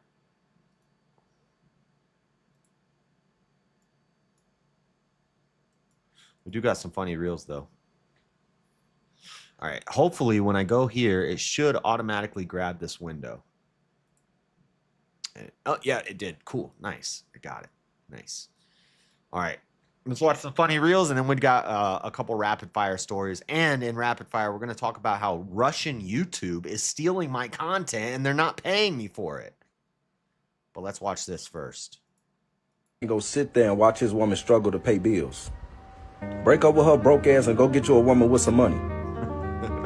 Hold on, let's play it again. This is rules for life, right? A real man ain't go sit there and watch his woman struggle to pay bills. Break up with her broke ass and go get you a woman with some money. One more time for the people in the back. A real man, what? A real man ain't go sit there and watch his woman struggle to pay bills.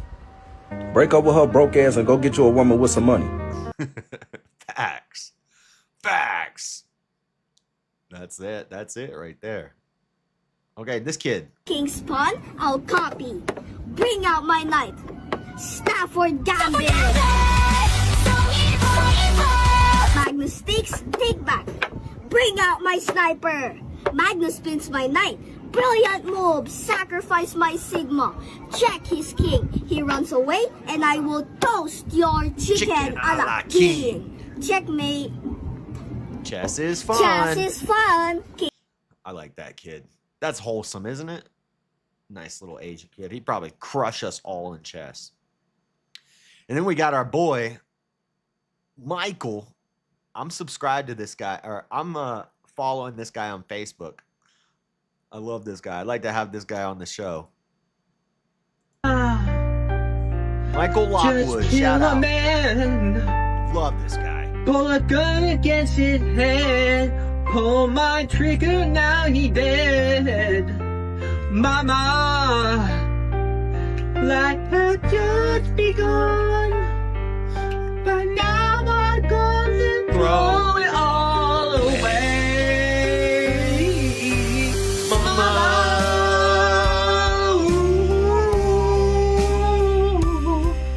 didn't mean to make you cry, but if I'm not back again, then gone tomorrow. Carry on, it doesn't really matter. Mama. Love Michael. Let's go. Keep it up, Mike. You're killing it in these streets. We got one more. To get married. Wait a minute, brother. I just said these in this tribe, people cut off their arms. Men cut off their arms to get married. This guy here, what the hell you mean they cut off their arms to get married? In this village, women do not ask for dowry, houses, or cars. They only want men's arms. They want men arms. The fuck kind of village is this? Having no arms is a unique sign of married men in this tribe. Bobby, an old man walking around that village like this.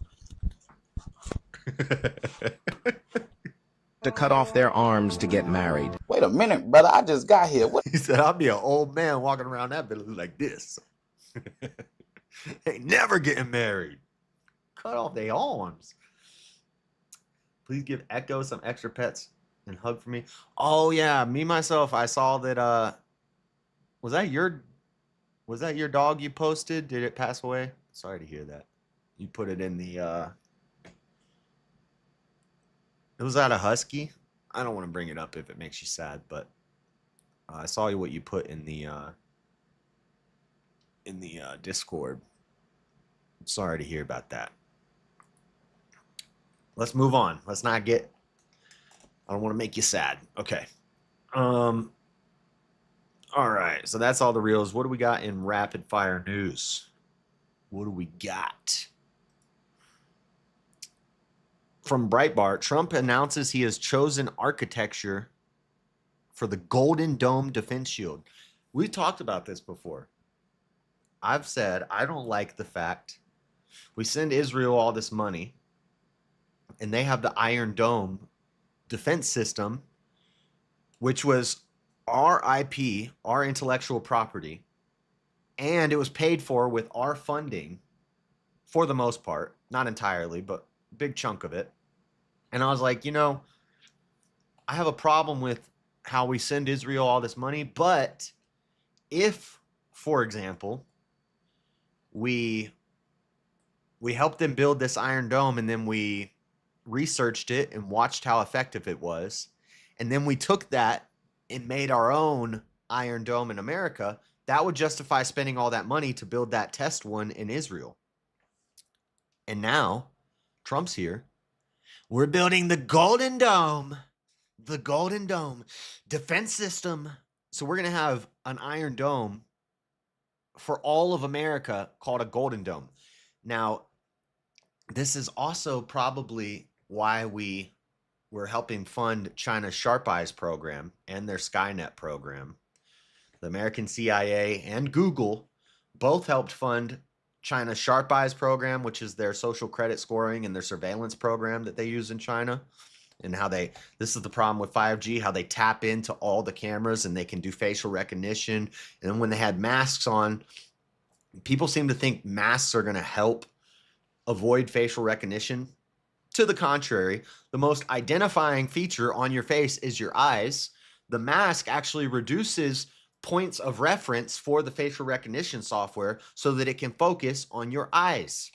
It actually helps the facial recognition software to cover the face because then it takes reference points from all your face. The number of reference points get spread out over your whole face. If you put a mask on, they can focus more on your eyes. And then using the 5G, accessing all the cameras, accessing all the cell phones, more accessibility, more devices per square mile. This is how you get to sharp eyes, which China uses for their social credit and surveillance program. American CIA and Google helped fund that. And they're not even allowed to go on Google in China. And then the Skynet program is real. I'm not talking about Terminator. China, Google it right now if you want to. If you don't believe me, China has a program called their Skynet program, which is how they deal with immigration. More focused on exigration. What's it called when you leave? Emigration with an E? Basically, they have a dome, a digital dome around China so that people can't come and go. So by utilizing sharp eyes with Skynet, if you walk over the border of China in or out, they know immediately. And this is how they keep people from leaving. Except for when COVID happened, they let half the population of Wuhan, like 11 million out of 33 million people, so a third of the population of Wuhan, were allowed to freely leave China if they were going to Western nations right before COVID outbreak happened. Shocker. It's almost like they were sending human bioweapons to all of the Western world. They don't let people leave China except for when the bat flu virus breaks out. Now all of a sudden, the area where it came from, Wuhan, where the virology lab was, a third of the population, 11 million people, go to Western countries. They let them leave. Human bioweapons. Isn't that interesting? But so anyway, we helped fund the Skynet. We helped fund the Sharp Eyes. We helped fund the Iron Dome. Now we're using all of that research and we're making our own Golden Dome. The Golden Dome. That's what we're calling it. The Golden Dome. Trump announces he has chosen architecture for Golden Dome defense shield. Flanked by Defense Secretary Pete Hegseth, revealed Tuesday the administration has selected an architecture for the Golden Dome National Defense Shield promised on the campaign trail. In the campaign, I promised the American people that I would build a cutting-edge missile defense shield to protect our homeland from the threat of foreign missile attack. And that's what we're doing. Today, I'm pleased to announce that we have officially selected an architecture for this state-of-the-art system that will deploy next-generation technologies across the land, sea, and space, including space-based sensors and interceptors. And Canada has called us, and they want to be a part of it. So we'll be talking to them. They want to have protection also. Oh, do they? So, as usual. Shocker. Did he say as usual? Did he just say as usual? Hold on. Well, let me go back. Canada, they want to be a part of it. They want to be protected as usual. But they don't want to be part of the U.S., but they want to be under our Golden Dome. Isn't that interesting? So we'll be talking to them. They want to have protection also. So as usual, we help Canada do the best we can. This design for the Golden Dome will integrate with our existing defense capabilities and should be fully operational before the end of my term. So we'll have it done in about 3 years. Once fully constructed, the Golden Dome will be capable of intercepting missiles. It shouldn't be that difficult. Well, it's not a physical dome. It's just digital. It's a digital web around America. China's already got it. Israel's already got it. And but we're way bigger. Well, we're not bigger than China. If China can do it, we can do it. And they used our funding, and probably it was our IPs, but I think the reason we were doing that was so we could study it and then make a better one. Even if they are launched from other sides of the world, and even if they are launched from space, and we will have the best system ever built. As you know, we helped Israel with theirs, and it was very successful, and now we have technology. What's all hearsay? Everything I just said about China and the Sharp Eyes and the Skynet, that's not hearsay. That's even far advanced from that. But what did I say that was just hearsay? Hypersonic missiles, ballistic missiles, and advanced cruise missiles. You ain't been doing the education if you think that I was just making all that stuff up. You ain't got the answers. I've been doing this more than you. You ain't been doing the education, buff. All of them will be knocked out of the air. We will truly be completing the job that President Reagan started 40 years ago, forever ending the missile threat to the American homeland, and the success rate is very close to 100%, which is incredible when you think of it. You're shooting bullets out of the air. Shooting bullets out of the air. All right, so the Golden Dome is going up. Golden Dome is going up. It's going up. Oh, the wall going up. We don't get a wall. Check comment below. OT. China.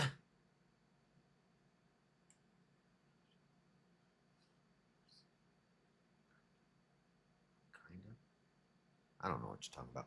New headset and controller showed up today, though, so I'm ready to kick butt on some video games in the near future. Kind of got my emotions and head in chat. I really do appreciate good vibes. Don't want drama central, even though I'm upset. Thank you, YouTube chat. Yeah, I know it's always sad when somebody loses the doggo. All right, like I mentioned earlier, gas prices this Memorial Day weekend will be the cheapest in 4 years. Isn't that interesting? Isn't that intriguing? What's different about this Memorial Day from the past 4 Memorial Days? Cheapest in 4 years. And this is the 4th year of Memorial Days on the show. Cheapest gas prices since the Dreaded Conservative show started. Gas prices are expected to hover just above $3 per gallon this summer, and some days could even see that drop below $3. Gas prices are their lowest in 4 years, but adjusted for inflation, they're the lowest we've seen since 2003. Adjusted for inflation, they're the lowest gas prices since 2003. Nearly 70% of Americans are planning a road trip this summer, according to Gas Buddy. Gas Buddy? I'll be your gas buddy. Nice. Good job, Trump. Let's check this one out from CNN. Macron dismisses viral video showing apparent shove from quote-unquote wife Brigitte. So Emmanuel Macron's wife with a penis, Brigitte, tried to shove him down the stairs. Let's see if we can watch this video. There's going to be an ad. Yep. All right, let the ad play. Hold on 1 second. We're going to let the ad play. I haven't watched this yet. I just saw the headline and grabbed it. I thought it was pretty funny. Oh, Brigitte's trying to shove Macron down a dang jet staircase. I'm your Huckleberry. Hold on, the ad's playing, and then we're gonna see this. Hopefully, okay. Short video of President Macron and his wife Brigitte pushing his face as they land in Vietnam is going viral and has caught the attention of Russian trolls. Oh, she mushed him. Oh, damn! That's aggressive. That's an aggressive woman. You see, she mushed him. I thought she was going to try to shove him down the stairs, but no. You catch it. She mushed him. She mushed him in the face. Wow, that's domestic violence. But nobody's going to say anything. Now, I bet you if he mushed her in the face, he'd be put under the jail. He'd be crucified. But she can smack him in the face all she wants, and I'm sure people are like, well, women's rights, you know, freedom. Bodily autonomy. It's her body, her choice. If she wants to smack her husband, if he wants to smack his husband, he can do it. Wife Brigitte pushing his face as they land in Vietnam is going viral and has caught the attention this poor Asian lady of who Russian just trolls. witnessed that. She's like, I didn't see anything. I didn't see anything. Later, Macron appears to offer his arm, but France's First Lady opts to hold the railing instead. The Élysée Palace initially denied anything unusual had happened, calling... What are you denying? We saw it. We watched it. There's a lot of testosterone in that woman. it a moment of togetherness and playful teasing in a statement. That is aggressive. Macron later told journalists he was surprised by the attempts to twist the moment. There is a video now which opens. We're in the middle of bickering and rather joking with my wife, and I'm surprised by how this... Joking? She smacked you in the face, essentially. She freaking mushed you. But it's just joking. It's become You can hit a man, Emmanuel. a kind of geoplanetary catastrophe. French officials say the moment will likely feed the mills of appreciation of conspiracy water? theorists and Russian trolls. It's already become a target for pro-Russian accounts and Russian state media who viewed it as a possible opportunity to spread misinformation. And this Dude, they just showed this is CNN. They just showed an image from RT. But if I play a video or show a story from RT, it gets demonetized on YouTube. It gets banned. If I do cover any news from RT, you get banned. If Tenet Media works with RT, you get banned. But CNN can put RT on their screen. Double standards. Speaking of Russian media, viewed it as a possible opportunity to spread misinformation. speaking of Russian media, enough of that story. So Macron got pushed by his husband. Shocker. Since we just touched on that, I'm going to skip ahead to this. Check this out. And YouTube, don't get mad at me. I'm not going to, this is my video. I'm not trying to share Russian media, okay? I'm just a little irked because I Googled myself. I Googled jsurbanadventures because I was trying to find all my socials, what the email address was, so I could put it on the screen for, you know, like, see, we're under the thing where it says my Instagram and my Twitter and all that crap. So I don't know what all the emails are of those or all the addresses. So I just put my name into Google and it had a bunch of my videos, and I'm scrolling down and I see a bunch of these. Check this out. This is RooTube. RooTube. Hold on, I don't want this ad to play. I don't want to show this stuff because this is like Russian media. They'll be like, oh, he's getting paid by Putin. I wish. Let me get some of them rubles. RooTube. But check this out. Somebody in Russia is re-uploading my content.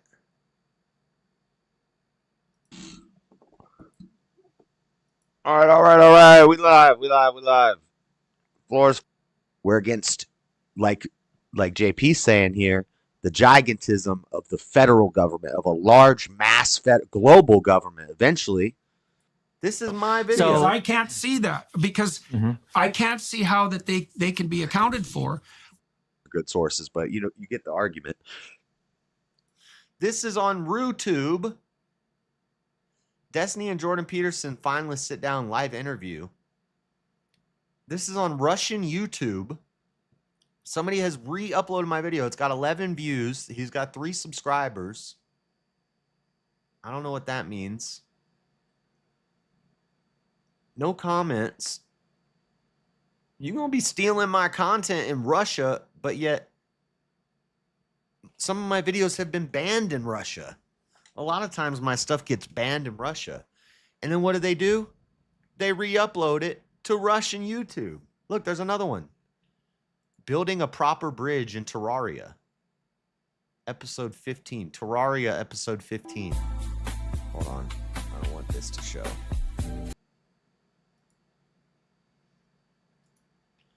YouTube will get mad at me. I'm not trying to show you Russian propaganda, but this is a different channel with 4 subscribers, also 11 views.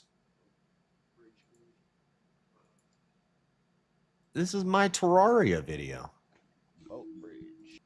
But so I started here and I wanted to work my way all the way to the left, and I've got this much done, and I've died about 100 times building this.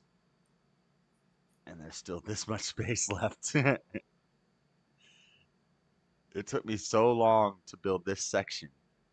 And I have to do that like 1, 2, 3 more times. JLB. Bridges start collapsing. And one of the things it said hurricanes. It said crazy changes in the weather. It said. Anyway, this is me on Russian YouTube. I don't know who's stealing my content, but they doing it. Anyway, a couple more stories real quick. And then we got about 30 minutes to talk about the last topic. Feels like that sounds cool. And then again, I don't know how I feel about that. Glamorous love stories. Who's the queer with the dress? Shut up. Base Ruskies. Brigitte is 72 years young. Anyway, I want my ruples if you're going to be stealing my content. Little update on South Africa. So we talked about this last week with Chris. And then Trump, the day after me and Chris talked about South Africa, Trump had a meeting with the president of South Africa. And actually, let me pull my short up. We'll watch that.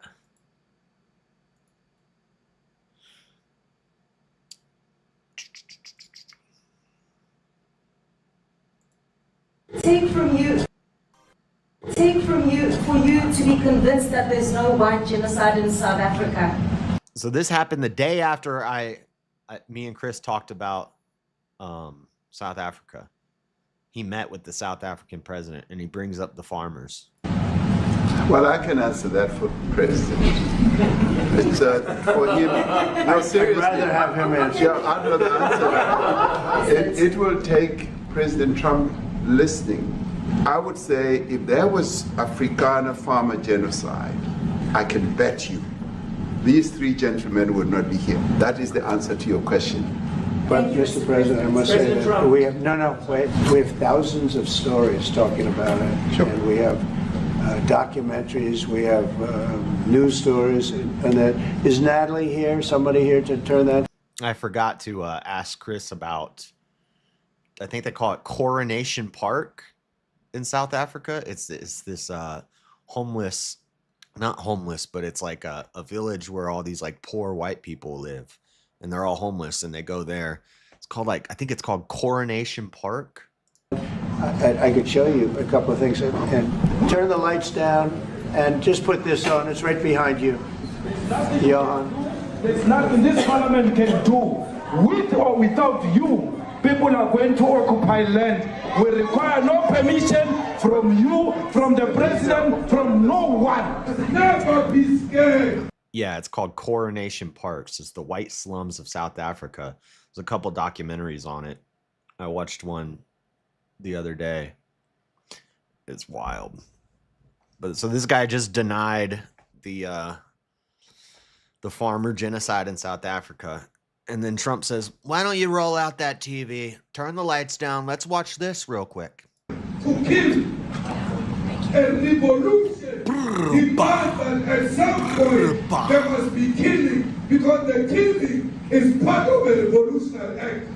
Kill the poor, the farmer, kill the poor, the farmer, shoot to kill, Yamasa. Look at his face. Shoot to kill. The farmer, kill the poor, the farmer. And I edited that. That was like 3 minutes of just a mashup of clips of this guy. Not him. It wasn't him saying it, but it's one of the leaders in South Africa. These are burial sites right here. Burial sites. Over 1,000 of white farmers, and it's a terrible sight. I've never seen anything like it. Mr. President, the Pentagon announced that it would be accepting a Qatari jet to be used as Air Force One. What are you talking about? What are you talking about? You know, you to get out of here. What does this have to do with the Qatari jet? They're giving the United States Air Force a jet, okay? And it's a great thing. We're talking about a lot of other things. It's NBC trying to get off the subject of what you just saw. You are a real, you're a terrible reporter, and you're a disgrace. No more questions from you. Go ahead. What would you like President Ramaphosa to do about the situation that we've just seen on the screen? I don't know. Look, these are articles over the last few days. Death of people. Death. Horrible death. Death. Why don't you go and see for yourself if it is indeed true? Well, I could do that. Look, here's burial sites all over the place. These are all. You don't want him to go see for himself. That means you're in trouble. If daddy has to come, you're basically saying, are you going to pull up and handle this, Trump? White farmers that are being buried. And he asks about a jet that was given. You ought to be ashamed of. Anyway, so then later this week, homeboy, this is the guy who does this. Julius Malema responds to Trump's claim of genocide by doubling down. Kill the boy. Is it Booter or Boer? I thought it was Boer, but Chris said it's Booter. I think it means, or Bruder or Booter or Boer, something like that. But they say, kill the Boer, the farmer, shoot to kill. Brr, bah, brr, bah. They think they're a rap group. They think they're NWA. Ninjas with Africa. South African politician Julius Malema, the leader of the Radical Economic Freedom Fighters Party, responded to President Donald Trump's claim about genocide Wednesday, reiterating calls to kill white farmers. It is Boer, B-O-E-R, Boer. Shoot to kill. Ramaphosa tried to argue that Malema's rhetoric did not represent the government's policies, but Trump countered that South Africa had passed a law allowing expropriation of land without compensation, that it had racially discriminatory laws, and that thousands of white farmers were attempting to leave to the U.S. Malema reacted angrily on X, reiterating his commitment to expropriation without compensation. His party later issued a statement in which it declared, "Kill the Boer, the farmer. Victory is certain."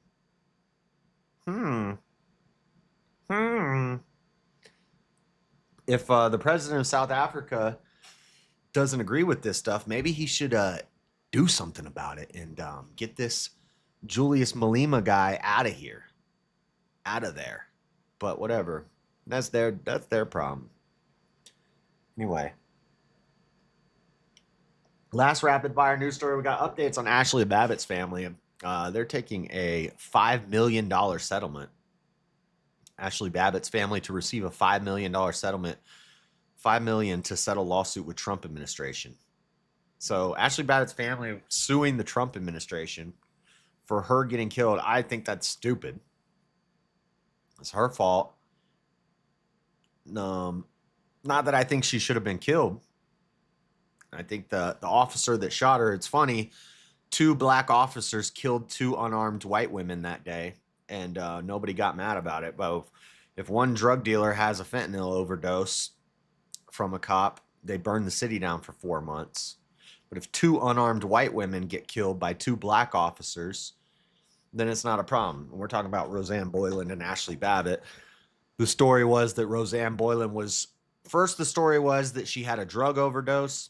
Then the story became, and the story that they settled on was that she was trampled and she was having she couldn't breathe and she was getting trampled, and that's how she died. But there is video. They'll say it's an edited video. Epic Times released it. We covered it on the show. And then they had to retract it. They said the video was edited, and a bunch of people said it was edited. I don't believe it. I've watched not all the thousands of hours of footage, but a lot of it. And you clearly see the black woman officer who was given a gold medal beating Roseanne Boyland with a stick. They carried her. She was trampled. She was having trouble breathing, but they pulled her to the front of the crowd and they brought her to the tunnel entrance, and they brought her in front of the officers, and they said, "She needs help. She needs help." And they laid her on the ground at the foot of these officers. And this black woman has a stick in her hand and she starts hitting her repeatedly. And Roseanne Boyland died. And that story was buried. Nobody ever talks about it. It was buried. Once they released a bunch of the J6 prisoners, some people started talking about it, but it's gone nowhere. They buried that story. And Ashley Babbitt, she was shot by a black officer who shouldn't have a job because he left his gun in the public restroom of the White House. I forget how long prior, but prior to January 6th, the officer who shot Ashley Babbitt left his gun in the public bathroom of the White House, where the tourists and stuff come and go from, children come and go. He left his gun in there unattended, and he got reprimanded for it, but he didn't lose his job. Didn't lose his job because you can't fire a DEI hire. That would be racist. And then he shot Ashley Babbitt as some would argue she was pushed through the window or she had to go through the window because they were smashing up against it. But regardless, she was in the wrong for going through the window like that. The doors were open. You could have just walked through. You still would have ended up in jail, but you wouldn't have been dead. The officer was a little trigger happy, and he shouldn't have even been allowed to be carrying a gun at that point. So a lot of people in the wrong here. It's not Trump's fault, but Ashley Babbitt's family is going to be receiving $5 million, which, you know, I don't like that they sued Trump's administration. But, you know, $5 million, you lost a family member. I guess it's a decent gesture on his part. Just settle it, pay him off. It is kind of standing on the graves of the dead, though, when you're suing Trump because your daughter went there to support Trump and got herself killed, and then you sue him for $5 million. You know, seems like you're standing on the grave of your daughter for some money. But anyway,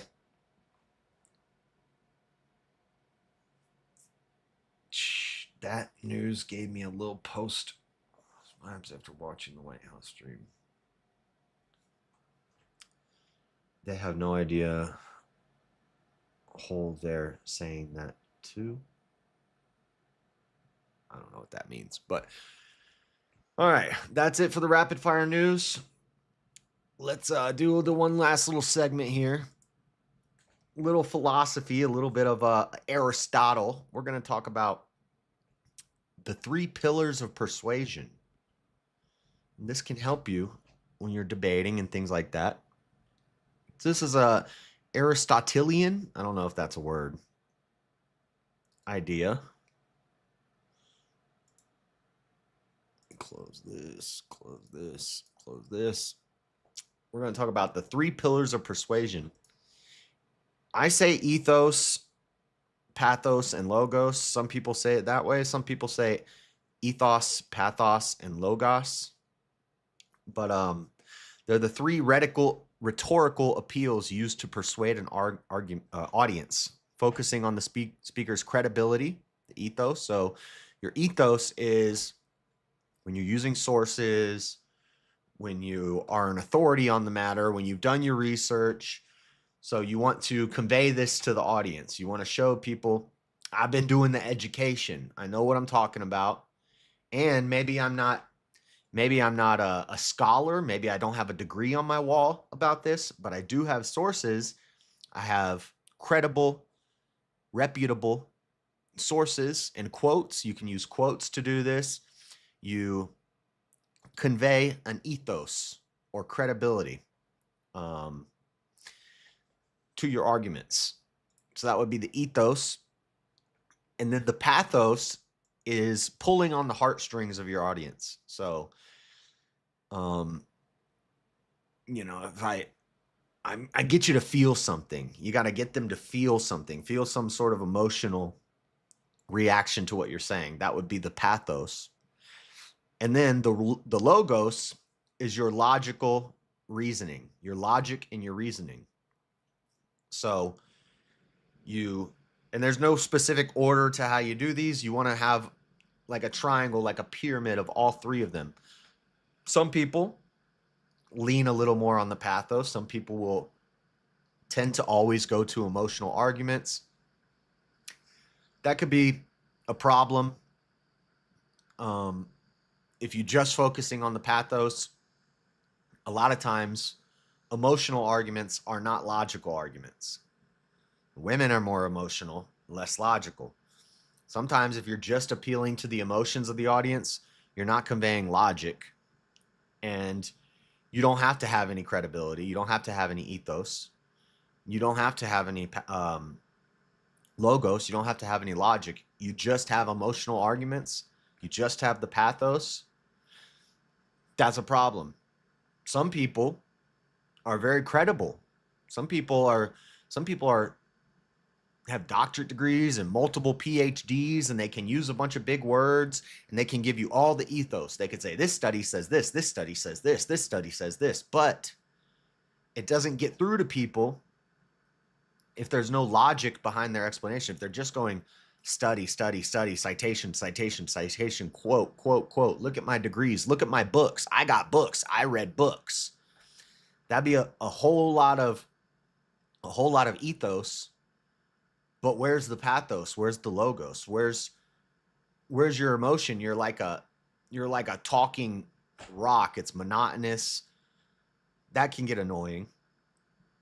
And then some people are super logical, but they have no emotion. They have no oomph in their speech.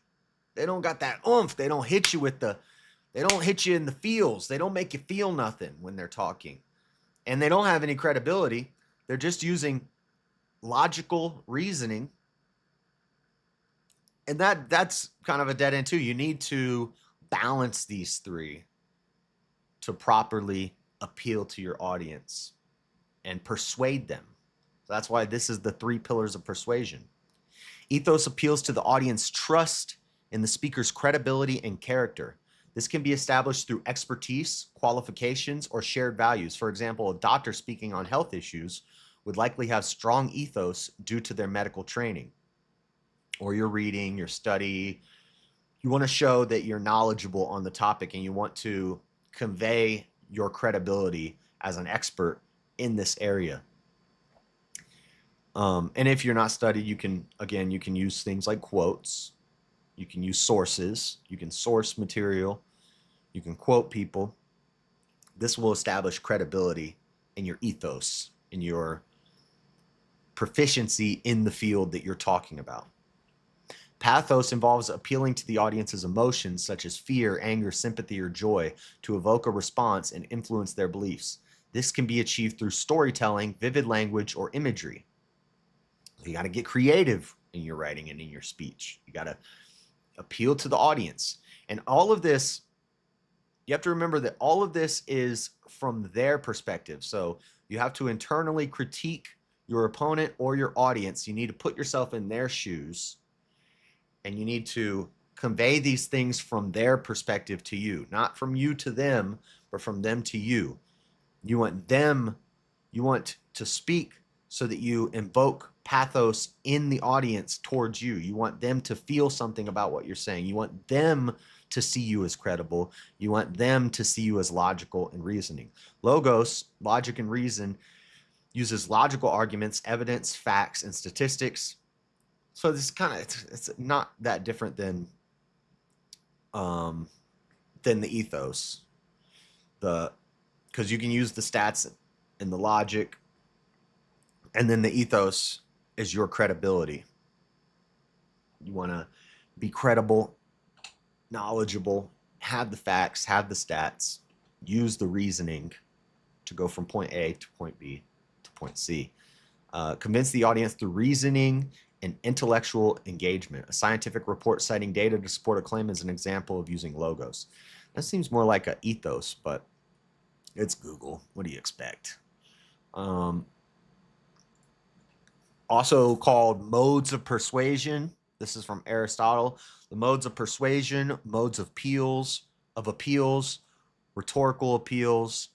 I like to call it the pillars of persuasion, are strategies of rhetoric that classify a speaker or writer's appeal to their audience. These include ethos, pathos, and logos, all 3 of which appear in Aristotle's Rhetoric, which is an ancient Greek treatise on the art of persuasion. He had something like 142 laws of rhetoric that he wrote about. It's not literally 142 points, but it's just a bunch of things you can use to persuade people. And Aristotle was very persuasive. Together with these 3 modes of persuasion, there is also a 4th term, kairos, which is related to the moment that the speech is going to be held. This can greatly affect the speaker's emotions, severely impact his delivery. Another aspect defended by Aristotle is that a speaker must have wisdom, virtue, and goodwill so he can better persuade his audience, also known as ethos, pathos, and logos. So the wisdom is the logos, the virtue is the ethos, goodwill, pathos, well, goodwill will make people feel emotional, I guess. Ethos, pathos, potatoes. What's up, James? Ain't it funny? All it boils down to is I read some books, so read my books. Yeah, I can't stand when people do that. Look at my book. That's what that one guy does on VK, that British guy. He's just like, oh, I have a book. Oh, I have a book. And the most annoying thing to me is when people pull out the book to show you that they have the book. It's like, well, I've got this book here. You see this book that I have? I read this. I read this book. Look at my book. I can't stand when people do that. Oh, it irks me. It irritates me. Let's watch a little cartoony video because sometimes it's easier to learn things through cartoons. 2,300 years ago, Aristotle. Let's see what this guy has to say about it. Connor Neal. 2,300 years ago, Aristotle was born in the Greek city-state of Athens. Aristotle, more than anyone else, has shaped the whole study of rhetoric. Rhetoric is what it takes to persuade human beings to do something.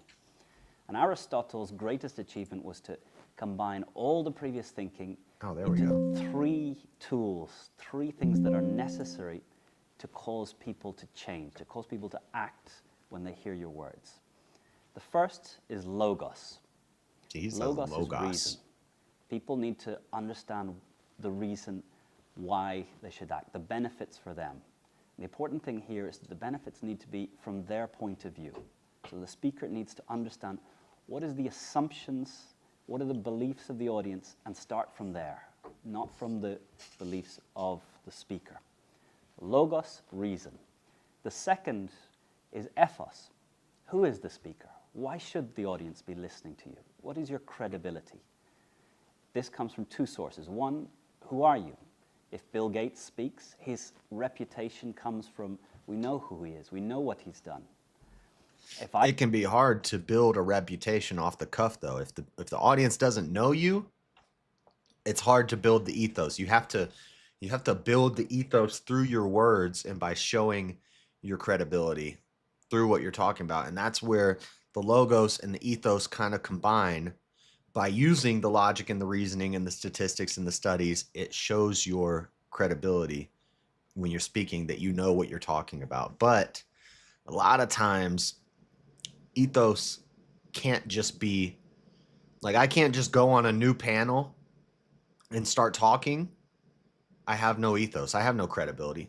They don't know me from Adam. They don't know nothing about my life. They don't know nothing about what I know about. And a lot of times when I talk, I like to dumb it down a little bit, you know? I don't like to talk like some smarty pants guy, but I'm kind of smart. But I like to just talk normal, accessible. And that makes it harder to establish ethos. Sometimes using big words and talking fancy and showing off your books, to some people, that will give them some credibility. Not for me. It doesn't work for me. But it will work to some people. They'll be like, oh, this guy knows what he's talking about. He read a book.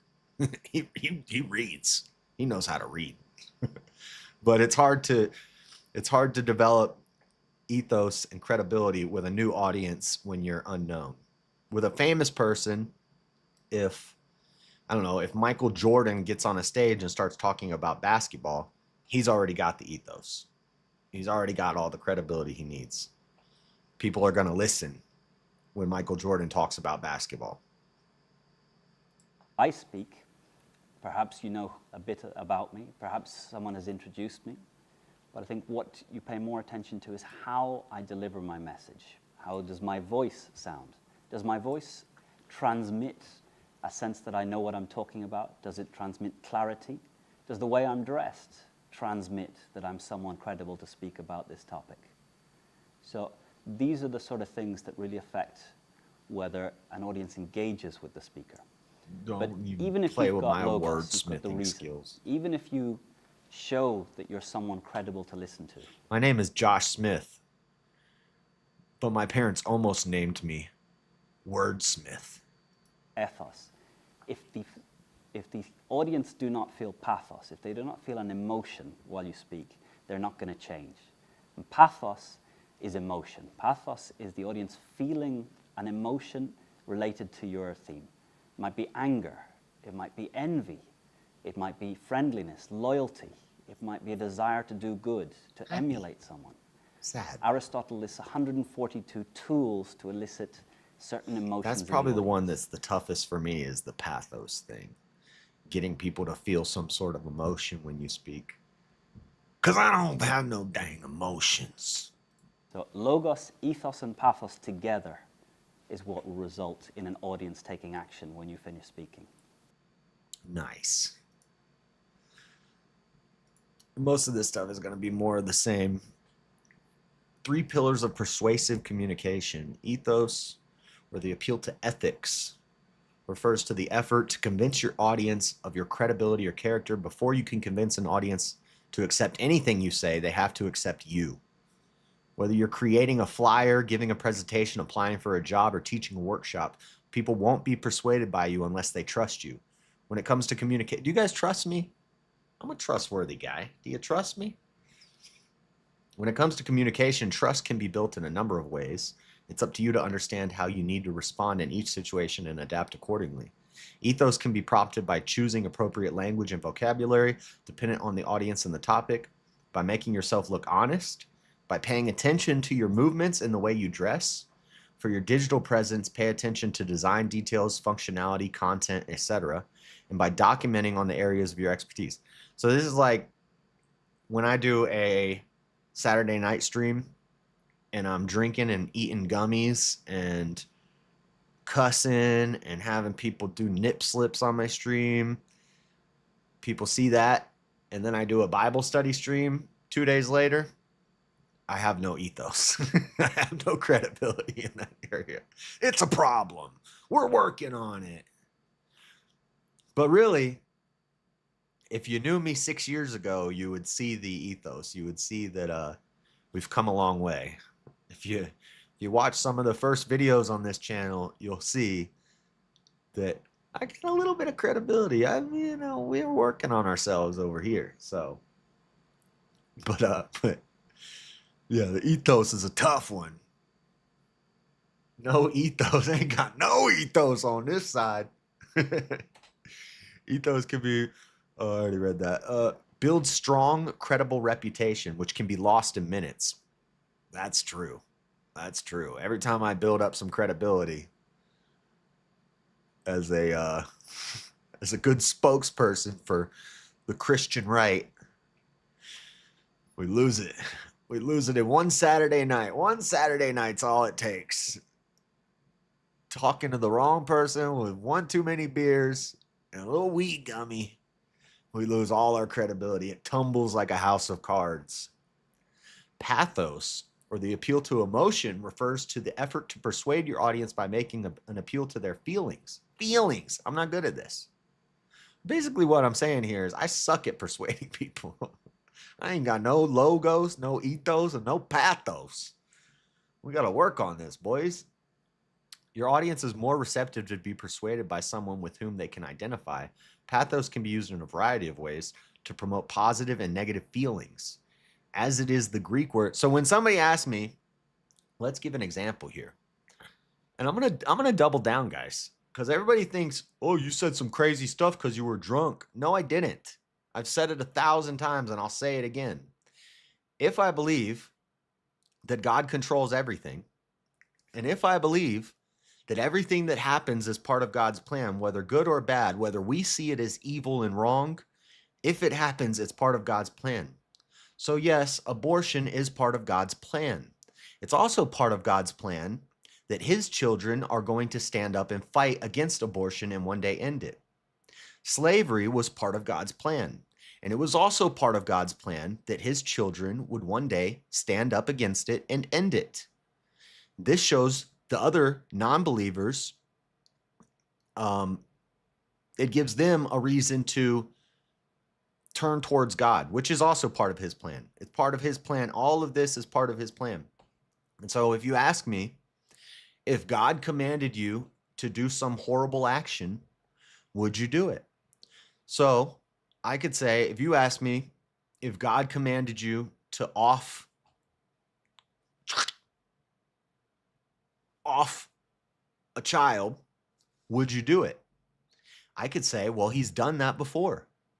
He commanded David to kill children. He commanded Joshua to kill children. He commanded Abraham to kill children. He commanded Saul to kill children. He commanded lots of people to kill thousands and thousands of children.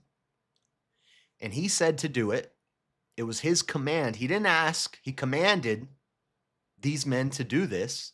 And it was the right thing to do because God said so. Right and wrong is what God says to do and what God says not to do. That's it. So if he says to do it, it's the right thing. So now you can fill in the blank with any crazy thing that you want. And I'm going to say, yeah, if I know beyond a shadow of a doubt that this is God talking to me, I'm going to do what he commands me to do. Yes. Even if it seems bad to us, I'll still do it. Now, people will bring up examples of things that God's never commanded someone to do. And I'll still bite the bullet and I'll say, yes, I would do it. But God wouldn't do that because he's never done it before. But offing a child, God has commanded men to do that before. Now, after Jesus crucified, resurrects, I don't think God communicates with us the same way anymore. He's not going to tell anybody to do that. It's not in his nature to tell us to do that. And it's not that his nature changed. It's that the world's nature changed. So it's not going to happen. He's not going to tell me to do something like that. But he has told men in the past to do it. And if they were obedient, they did it. And then they were blessed because of it. Abraham was obedient when God said to kill his son. And then Abraham didn't have to kill his son because he did what God said. He went to do it. He was ready to do it. And God showed him a way out. So he didn't have to do it. David slept with Bathsheba and had her husband killed. So God killed the son that they made. David slept with Bathsheba while she was married and then sent her son to battle and so that he would die. Bathsheba had a son to David that was made in adultery, and God killed the child. Sounds bad. Sounds really bad, but you know why it's not bad? Because God said so. That's it. That's all it comes down to. So that's an example of, and I don't know if it persuades you because there's no, there's logic there. It's logically consistent that if God is the moral arbiter, what he says to do would be moral. That's logical. There's reason there. It makes sense. I showed the credibility by demonstrating my knowledge of the Bible and examples, references.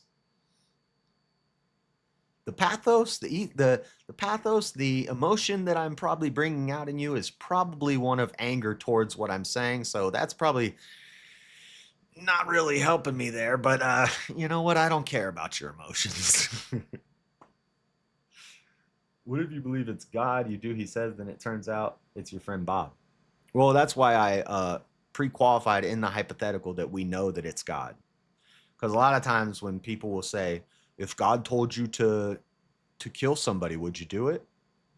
Then the answer will usually be, I don't think God would do that. That sounds like Satan to me. So if I listen to it, it's probably Satan. No. You're dodging the question. The question is, if God told you to do it, would you do it? The question isn't if somebody you could be God, but it's actually Bob, or it could be God, but it's actually Satan. No. The question is, if God told you to do this, would you do it? So we know that it's God. It's not Bob. It's not Chris. It's not Steve. It's not Satan. It's not Lucifer. It's not a demon. This is God telling you to do this thing. Are you going to obey him? And if your answer is no, because it feels bad, that's beta. See, or exactly the devil pretending to be God. Again, you're dodging the question. That's irrelevant. That's not part of the hypothetical. The hypothetical is not if Satan pretends to be God and tells you to do something, will you do it? The question is, if God tells you to do something, will you obey him? So saying, well, it could be Satan pretending to be God. No, that's not in the hypothetical. This is God. We know this is God. This is not Satan pretending to be God. This is not Bob pretending to be God. This is God. And we know it's God. In the hypothetical, would you listen to what he commanded you? If God was standing in front of you, 100% beyond a shadow of a doubt, everybody knows this is God, the Father, the God of Abraham.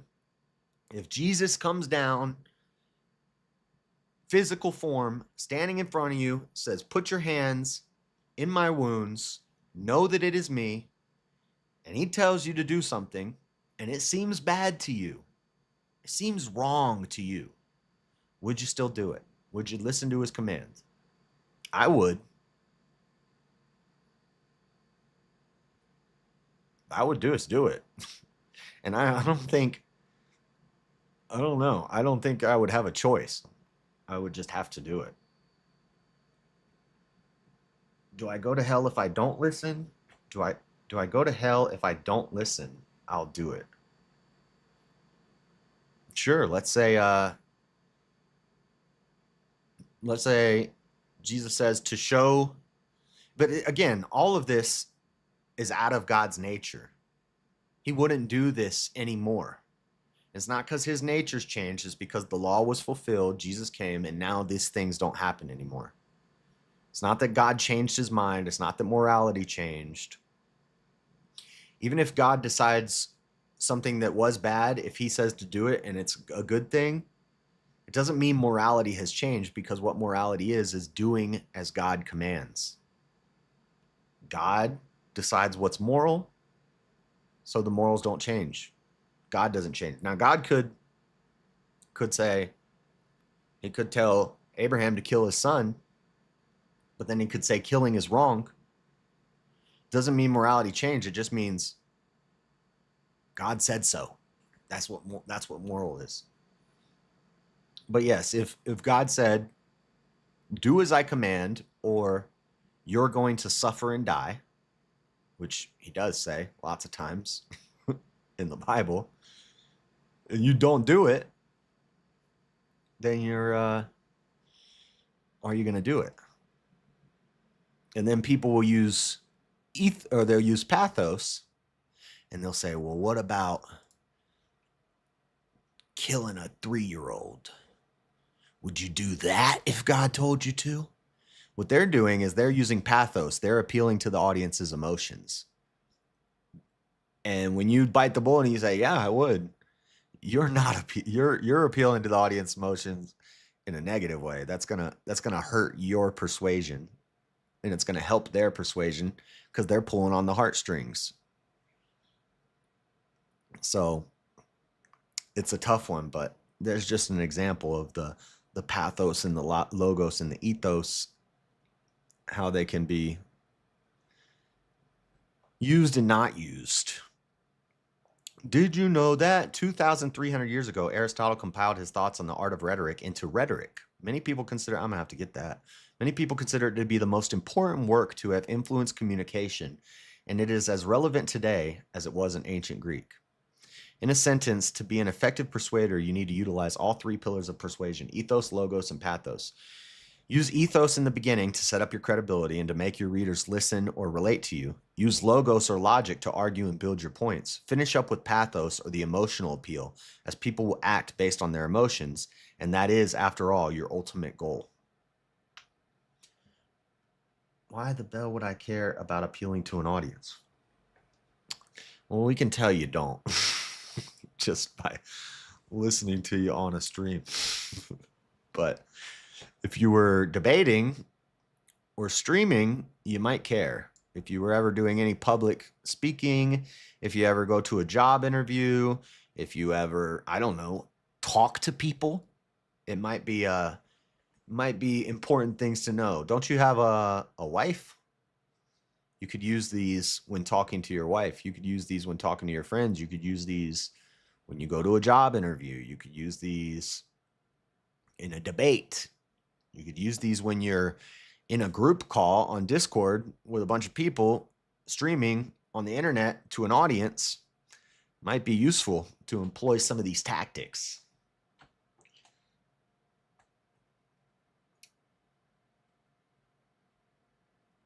I can't read your comments. Like I can't find care more about the conversation and engaging like that hypothetical than what other people think find a song in the worldview. I'd be able to defend my logic and destroy any opposition. You just lost all your ethos with that comment because I don't know what that means. Playing mama's game with appealing to emotion. I kind of agree with that, Dean. That's my least favorite one. That's the one I'm not fond of, appealing to emotions. But sometimes, I don't know, it depends on the topic, I guess, if it's something I care about. When you are debating abortion with somebody and you say, abortion is killing a baby, that's pathos. That's appealing to the emotion. You're cutting through all the fat. You're saying, abortion is wrong. Why? Let me give you a logical reason why abortion is wrong. Let me use some logos and some pathos here and tell you why abortion is wrong. Because it's baby murder. Now you could say, well, Josh, you just said if God told you to, you would murder a baby. Yeah, I did, but God hasn't told us to do that. God hasn't told me to do that. I'm not Joshua from the Bible. I'm not Abraham from the Bible. I'm me, and it's 2025. And the world has changed. And the world is telling us, well, the world was always telling people to kill babies. They were doing it with Baal and Moloch all throughout history. And it was always a bad thing.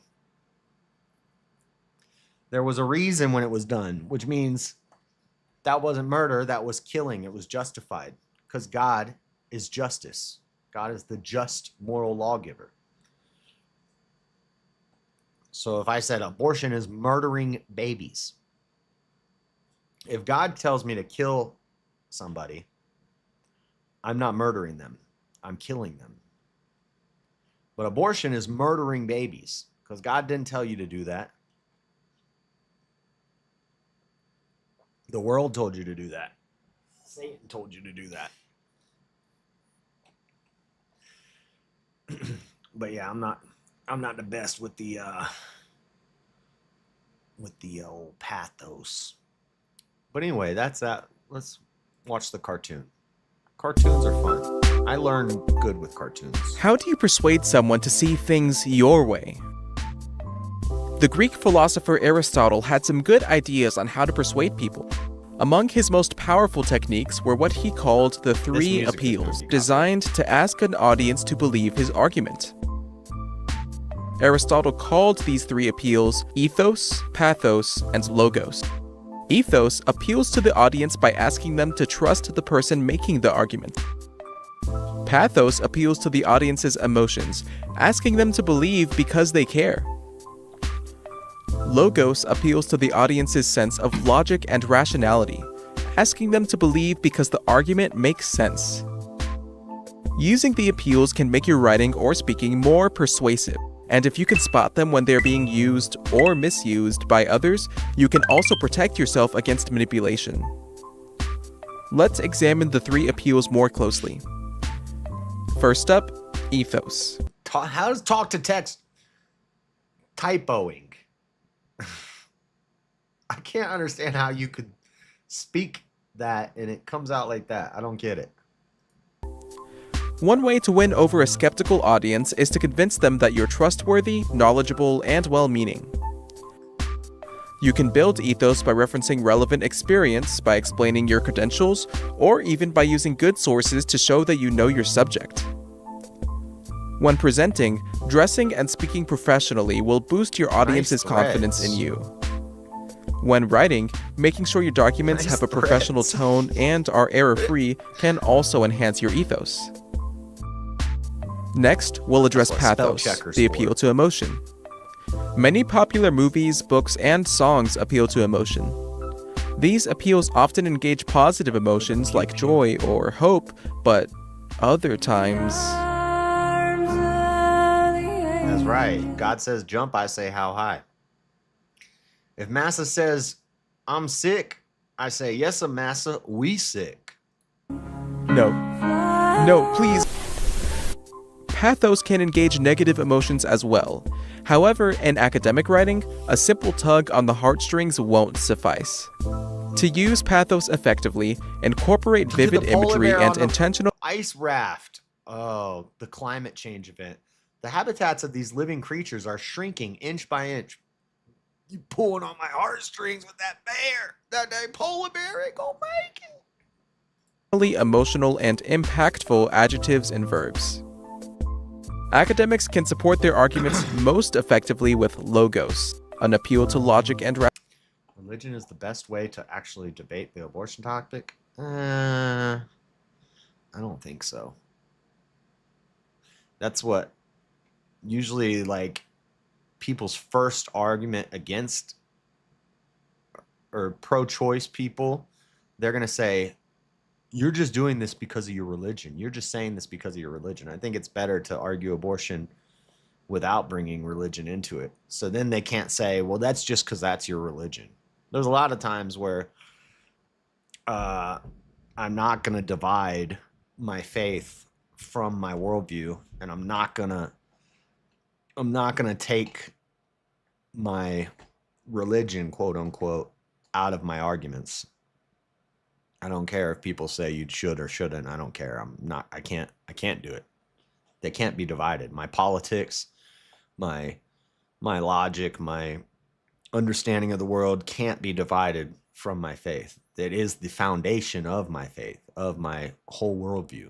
So I can't divide the two. But with abortion, I don't even need to bring anything religious into it.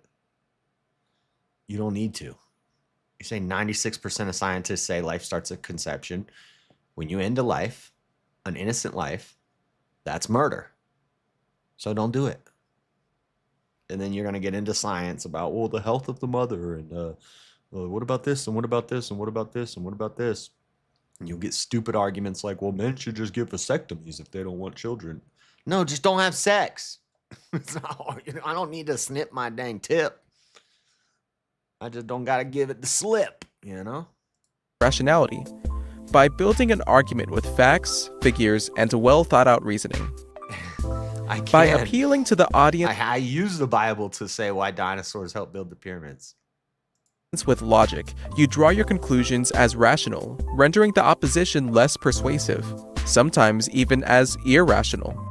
Not all conclusions are easy to prove, though, and the responsibility falls on you to make the case and convince the audience. While many arguments rely on one or two of these methods, some of the most effective use a combination of all three. The most important aspect of persuasive writing is to create a credible line of thought for your message that audiences will follow. There's other helpful strategies like yes trains. You get somebody on a yes train.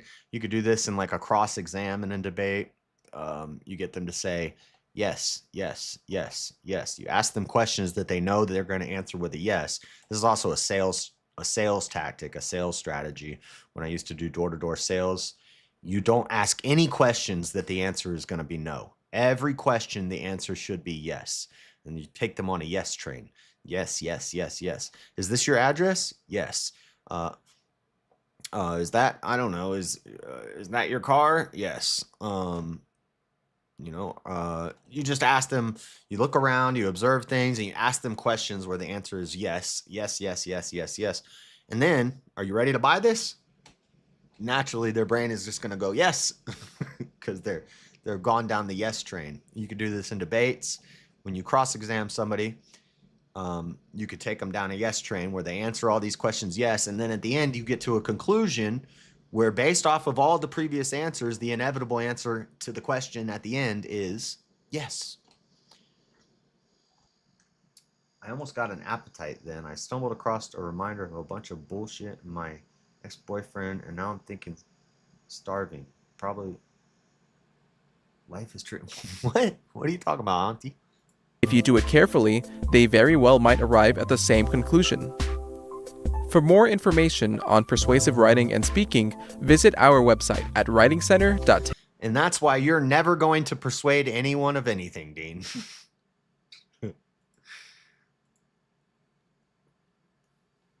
Because you're just throwing the pathos out the window. You got to use a little pathos. Because you're going to be talking to, if there's women in the audience, and you're trying to persuade the audience, then you're going to have to use a little bit of a emotional appealing. Anyway, that's it for the show, guys. I'm going to head out. New setup, feeling good. Got to do the wire management, though. There's too many wires. Also, these RGB lights that I stuck on the desk suck. They already fell down. Like, it's garbage. The sticky tape did not work. They both fell down. Same thing happened on the other desk. The RGB lights that they send you with these desks are garbage. But I have to do wire management. I have to figure out a way to get these to stick properly. I don't know. I can't do it now, though. I gotta go. So they're gonna collect dust. They're gonna be less sticky. I'm probably gonna end up not having the lights on the desk. But I'm gonna head out. Let me see. We only got 3 viewers. There's probably no reason to do a raid. So I'm just gonna dip. And I will see you guys later. Thank you for hanging out. God bless. We'll fix the layouts. I bought a cool overlay. This is just a free overlay that I did. You know, this stuff. But I'm gonna get the one that I paid for going by next week. And I want to play some of these games that I got. I want to play Black Myth Wukong, but we also need to do some Bible streams because I've been slacking on those. We've been on 2 Samuel for a minute now.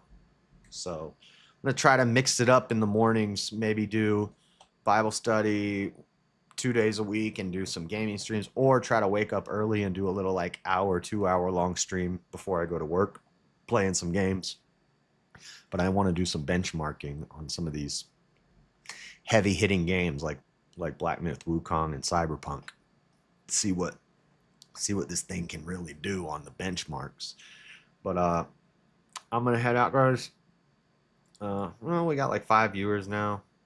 Maybe I can raid you somewhere. I think Sarah has Rachel on there doing a death penalty debate. Sure, we'll go over there. No, Rob's live too. We'll go watch the debate. But thank you guys for hanging out. God bless you. Happy Memorial Day. I will see you again tomorrow morning for a Bible stream. But we out. Peace. We don't have a stream ending screen, so I'm just gonna leave. Bye.